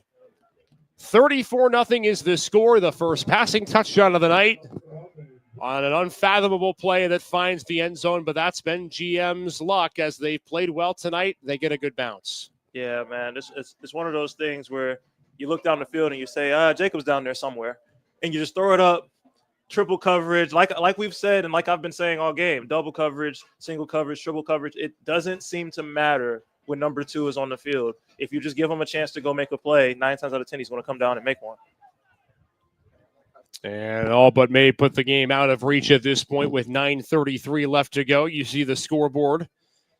All GM tonight. The side that normally is reserved for rival Fort LaBeouf, donning a 34 for GM.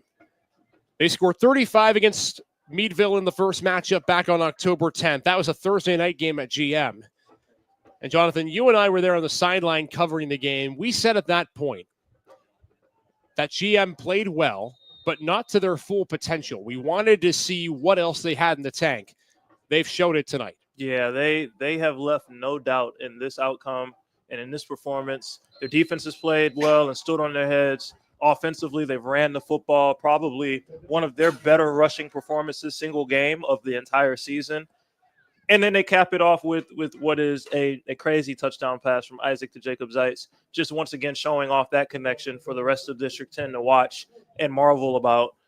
This GM team has been rolling. They have far exceeded expectations from what their last matchup with this Meadville squad was, and they have dominated this game in every phase. A feel-good moment for head coach Marshall McCormick. Came to GM 3 years ago and wanted to revamp and revitalize the structure and the way that the team played offensively. Of course, traditionally a wing T offense GM had played. Marshall wanting to potentially modernize the offense in his words a little bit, and has, in the 3 years he's been here, done that and more, as Braden Miller loses a yard. But the defense has really been the story tonight. You see Coach McCormick and Wayne Bradford that are talking to each other on the sideline, probably still conversing over several things, but those two together have been a dynamic duo, and they are hard to stop. On second down, up the middle, and about a 5-yard pickup. GM not limiting, Meadville to modest gains. Yeah, it just kind of seems like to this point Meadville might have waved a white flag a little bit. They're kind of content to just go ahead and run this football and get out of here. Minimal injuries. Just going ahead and just get this game over and done as quickly as possible. It almost seems like down 34 with 8 minutes left in the game. There's not much else you can really expect them to do. On third down, Lancers trying to string out the runner who gets close to a first down. That's Samari Grenaway, and he's got it. across the 33 to the 34. Meadville keeps the chains moving. Great play to beat the contained guy again, jumping over his outstretched arms just to get a first down and move the chains and kind of extend the drive for Meadville and give your offensive guys just a couple more plays and a couple more opportunities to line up and make a couple plays. And we get a whistle and a resetting of the play clock here with 8:08 to go in this game. Well, the PIAA state football brackets have not been released yet, although we have learned that if the Lancers hang on and win this game, nice defensive tackle made there, they would get the winner of District 8 or District 9. Those two districts will play a sub-regional, and the winner of that will get General McLane. So we should know the opponent by the end of the weekend, and that game is still a site to be determined. It'll be next Friday or next Saturday. But you have to feel good if you're a GM about your performance tonight, regardless of who you play, Jonathan. Yeah, they've put a lot on tape to contend with and a lot on tape to have to prepare for. As you see them pull Jacob Zeitz out of the game right here and try to calm him down a little bit. He came in and made a big hit on this last play, and obviously him still coming back and coming off of his previous injury, you kind of want to save his body, save him a little bit, and protect the kid. So they put a lot on film. They put a lot in the run game on film. They put a lot in special teams on film. They've given whoever they're about to play and their coaching staff a lot to think about and a lot to game plan for coming into this next playoff matchup. It's great to see Jacob Zeitz able to play this game tonight, too. If you were at the prep game a few weeks back, it looked scary when he went down, had to be carted off the field. Didn't know what his situation was, but he has returned with a vengeance, and that touchdown catch proving it. So Meadville with a fourth down at the 36-yard line, and GM trying to get off the field one more time. We'll see if the Bulldogs kick or if they go for it here, Jonathan. Yeah. Fourth and about 8. You see GM running their punt return unit on the field. Seems like they might kick this ball and just going ahead and concede it, punt the ball away. And GM still has their guys out there. Now, Jacob Zeitz is back to return the punt again. These kids don't want to not play. Like, they don't want to be pulled out of the game early. They don't want to sit and watch. A little extracurricular. Fair catch made. Fans looking for a flag. They're going to get one. As one of the upmen for Meadville ran into the Lancer returner who had signaled for a fair catch. So we'll see if they tack on 15 extra yards to this. You make a good point, though, Jonathan, because early in the season, and we talked about this, whether it was on our podcast or just in conversation, GM had a few blowouts. They didn't have to play their starters for the full game. And the question that we had was, when you get later in the season, are you capable of putting together a 48-minute effort because you haven't had to do so? So, to your point, I think if you're Coach McCormick and this Lancer team, you're perfectly content with keeping your starters on the field and letting them see what they can do for 48 minutes. Yeah, you keep them on the field, and these kids, you just want to play football. You don't care what the score is. You don't care how much you're up by. You want a chance to go out there and keep making plays. Some of these guys, seniors and playing in some of their last football games as far as their high school careers are concerned, they want to go out on the field. So obviously Coach McCormick will protect them from themselves at times and pull guys as he sees fit, but you kind of want to let your dogs eat a little bit. Cohen Beachley, we've seen him a myriad of times in this fourth quarter, able to pick up 6. 6:24 to go. Only ceremonial now. General McLane up 34-0. You see Beachley exit the field. Depth is going to be a big key, too. We know as the state playoffs begin, there will be teams that key in on Jacob Zeitz. We've seen that a lot tonight. Meadville single covered him in the first half. It's been more double coverage in the second half. And that depth will be tested when GM gets to the final 16 of Class 4A. Second down 4. Zeitz snaps it on 2. New running back in the game. That's Nick Swenson. And he makes his first carry count. Inside the 30 to the 27 with a flag down, and it's coming back. A hold against GM. First time we've seen Nick Swenson carry the football tonight. Yeah, and he took that carry with a little bit of burst. Like, he's got fresh legs here with 5 minutes left in the game. He took that handoff, and if it weren't for a hold, he'd had a nice pickup. Nick Swenson will be part of the junior class this year that will have to try to replicate next season what this senior class has helped to do this year. Of course, not thinking about that right now. Think about last year and what this General McLane team was. Ended up getting into the District 10 playoffs with a couple of big wins late. Lost in the first round to Hickory. And you just figured and thought and believed that Coach McCormick knew the team was just a year away. Of course, led last year by Magnus Lloyd in that big rushing attack.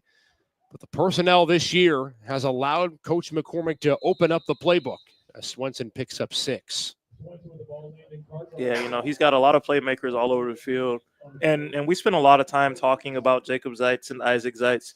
But as you've seen tonight, you've had a couple of guys that are also very capable of stepping up and turning in big performances. Probably your performer of the night is Teague Berger in all phases, offense, special teams, and defense. Balling out of control, it seems like, and really having a good game. But you've got your Jared Corrins, you've got your Caden Hilliers, you've got your Jackson Kaisers. Like, you have a lot of different weapons on this team. Your Nick Swensons, when he comes into the game and provides you a spark running the football. A lot of different guys that can touch the ball and can affect the game in a positive way. And it's wonderful to have if you're a coach like Coach McCormick, because you can go so many different places and you could do so many different things offensively. We'll step aside, be back. Lancers putting the finishing touches on this District 10 championship. Sound Productions is a proud sponsor of General McLane football. 25 years of service, Millennium Sound Productions is located at 12110 Edinburgh Road with 10 DJs on staff, photo booths, videography, and production services. Millennium Sound Productions is the largest entertainment company in Northwest PA that provides service for weddings, private parties, fundraisers, and school dances, along with videography services for weddings, school productions, and sporting events. Check out Millennium Sound Productions online at www.msdjs.com. Meadville player able to walk off the field under his own power. 34-0. Latter stages, fourth quarter. Isaac Petcash, Jonathan Williams inside the broadcast booth on what's turned out to be a great night for the Lancer community. Trying to finish out a District 10 championship win. They have not seen that in 18 years for football. Great crowd as well. I want to shout out the crowd, the Red Sea, the student section just below us to our right from Fort LaBeouf. It was full to start this game. Some fans have braved the cold long enough. They know the result is not in doubt. Get a chance to get warm, maybe some hot chocolate on this Friday night, knowing they'll get to see their team play one more time. Our production today brought to you by the General McLane Foundation. Again, big thanks to them for helping us out and making this broadcast possible here on this Friday. Caden Hollier with the carry. Isaac, did we just see the Penn State tight end shovel just now? I think we did. Out of Coach McCormick. I might have held that one until the next round of the playoffs. I'm not going to lie. I would not have put that on film. But I think that's what we just saw, the inline tight end shovel pass. Somebody's been watching some college football. He watches a lot. We know that. Coach McCormick and this Lancer team that all season long has had to overcome some, yes. Injuries have been a part. Expectations have been a part as well. As Swenson, with a first down carry, keeps the legs moving. But it has been a team effort, and we really mean that. We talk a lot about Isaac and Jacob Zeitz and how big of a tandem that they have been this season long. But all game long, we've talked about the depth for General McLane and how important that's been, and we've seen it tonight. Yeah, we've been saying, we've been listing guys' names all night long, and they've been making plays up and down this depth chart. The ones, the twos, you've been hearing a lot out of Teague Berger. You heard a lot out of Cohen Beachley. Now you got Nick Swenson in there getting carries and picking up a lot of positive yardage, just like a true team effort. And they're kind of showing you got to worry about a little bit of everybody on this GM roster. Isaac and Jacob have exited the game, getting some hugs on the bench. We'll see if we can show that and just some of the celebration that you're starting to see on the Lancer bench. What a year. And for those two, Isaac and Jacob, a lot of expectation. We knew that. They knew that coming into the year. And they have exceeded that expectation and more. And Coach Bradford is currently tackling some guys down near the bench. So we hope there's no injury that results from that. But we love the passion from Coach. 2:27 to go. Coach is fired up down there. He's throwing fake punches at people. Like Coach is ready to celebrate, man. You know, he doesn't mince words, and he doesn't leave anyone unattended when it comes to that, by the way, as Swenson is able to rumble forward for 3. It's a passionate group of coaches. They knew coming into this year the team that they had. They knew that at some point they would have to get through a couple of big hurdles, but tonight has not been an issue with the hurdles. They have been all clear tonight. And that's one thing that I've noticed about this coaching staff from watching them play a couple times this season. This coaching staff is really in tune with each other. They really actually love coaching with each other. They get into it. They bicker. They argue during the games. They go back and forth, and then they all come together and hug each other and shake each other's hands and love each other up every time a big play happens. Like, this coaching staff feels like a family, and that translates to your entire football program. A loss on 3rd down with 90 seconds left to play. And Isaac Zeitz will trot back onto the field one more time to kick it away. Celebration starts to be on for this GM team, who are putting the finishing touches on what will be a shutout here in the D-10 title game. We asked ourselves the question coming into tonight, how this game would look like compared to the regular season matchup. And it's been similar in one way and not in another. GM scored 35 in the regular season, Jonathan. They've got 34 tonight. Only difference, the defense has allowed nothing. And, you know, if you go back to that first matchup, they gave up some gimmies on defense. They gave up a couple busted, broken plays as far as through the air. Some plays that made Coach Bradford very frustrated when he went back and watched the film. And he told us that when he would come on our podcast.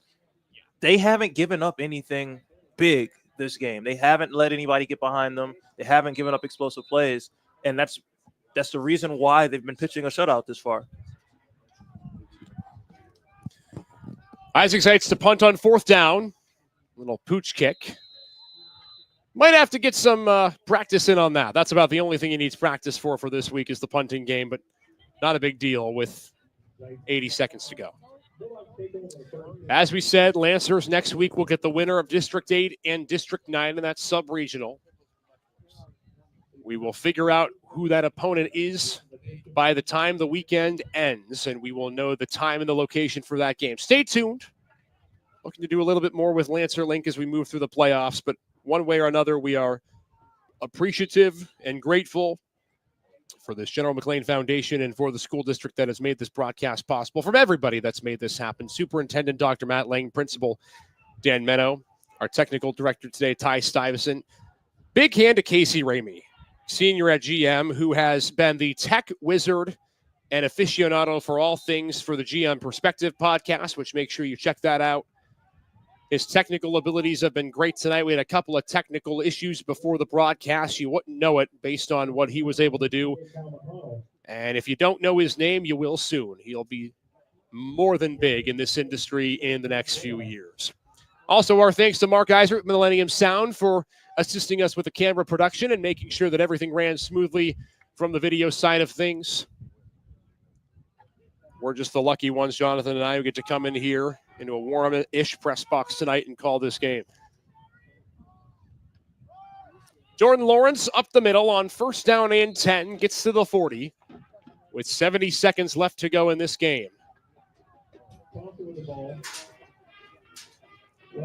And there is the man that has been the architect of this Lancer retooled program, a program that changed up a lot when he took over the team 3 years ago. The offense looking different. The defense has been a little more aggressive and about to deliver the Lancers' first District 10 championship in almost 2 decades. I wonder, I keep watching the sideline, trying to keep an eye on a Gatorade cooler or anything. I don't know if they're going to do it, but this would be a fitting way to cap it off. Might be a little cold for that. But I don't think you'd mind it tonight. Timeout called by GM, and you wonder if now the seniors will get a chance to come on the field, those who have not played tonight, and get maybe one snap before this game ends with 34 seconds to go. Just a great overall moment for this program, for this community. Capturing their first D-10 title in a long time. a great story all around this season. Everyone in this Edinboro community remembers 2006. That entire year, to be exact. The first team ever in PIAA history to win both the football and basketball state championships in the same year. It was largely the same players, and it will be the same thing in basketball this year.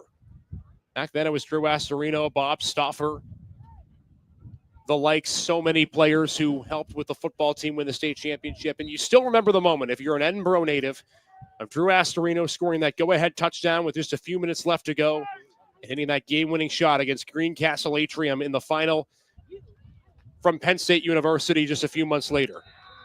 That was 18 years ago. Hard to believe it's been that long. But sometimes good things come to those who wait. No more true than tonight. 20 seconds to go.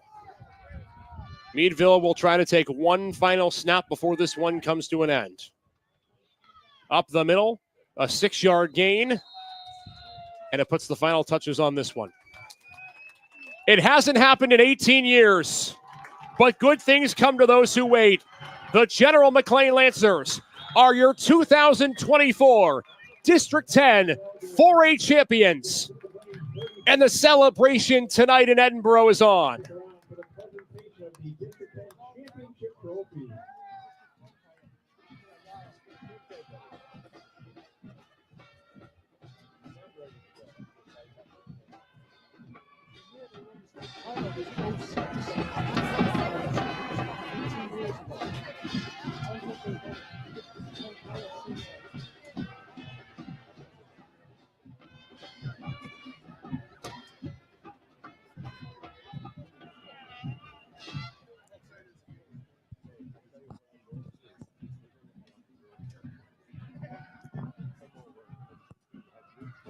It has not been an easy road to get here, no question. But Jonathan Williams tonight, they made it look easy.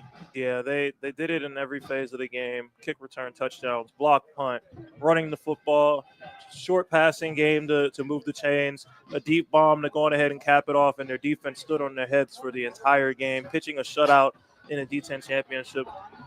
This is as complete a performance as you can possibly get from a General McLane squad.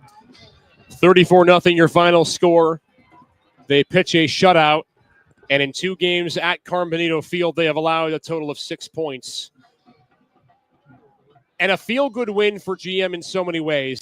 The story and the history behind it, but the most important thing, the fact of the matter, that they got it done with defense and the running game, which were the 2 things that they had questioned coming into this one. Yeah, if there were questions about any phase of this GM team and how well they play outside of offense, those questions have been put to bed tonight. This is a complete football team. You're going to have to worry about every weapon that they have on this roster on both sides of the ball, and they are equipped to make a deep run in this year's state playoffs. One of the final 16 teams in Class 4A. They have a game next week. That will matter a lot. Right now, it doesn't matter much. They'll present the District 10 championship trophy. Isaac and Jacob Zeitz will be the ones likely to receive it. What a game for GM and what a win. And a trophy to go with it.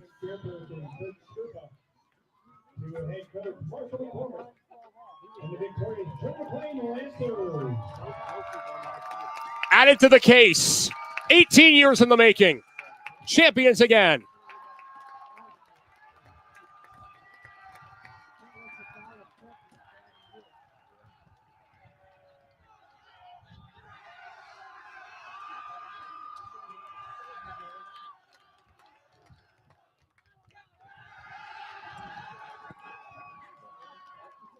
The seniors are the ones who get it first. Jacob Zeitz, Teague Berger, Isaac Zeitz, and now the team. And now onward, Jonathan Williams, the final 16 in Class 4A and a chance to make headway in the state playoffs. You know, at this point, you've made history, first D10 championship in 18 years, but I can promise you, Coach McCormick's going to enjoy this one, but he's not done. He wants more. He wants this GM team playing for a state title game. They have probably the best roster that they've had in a very long time and the best chance that they have to make that happen. And this team is hungry for it. They're not going to stop here at the D-10 championship. They're going to try to do their best to go all the way. One a night from Fort LaBeouf, and the party just begins. For everyone a part of this production, for our superintendent, Dr. Matt Lane, for our principal, Mr. Dan Menno, for our technical director today, Ty Stuyvesant, for Mark Geiser with Millennium Sound, for our great student director, Casey Ramey, and for Jonathan Williams. This is Isaac Petcash saying so long from Fort LaBeouf. The final score in the District 10 4A Championship, General McLane 34 and Meadville nothing. For the first time in 18 years, the Lancers are the D10 champs, and they've got more coming and more work to do. Take care, everybody. Thanks for being with us, and enjoy your weekend. The party starts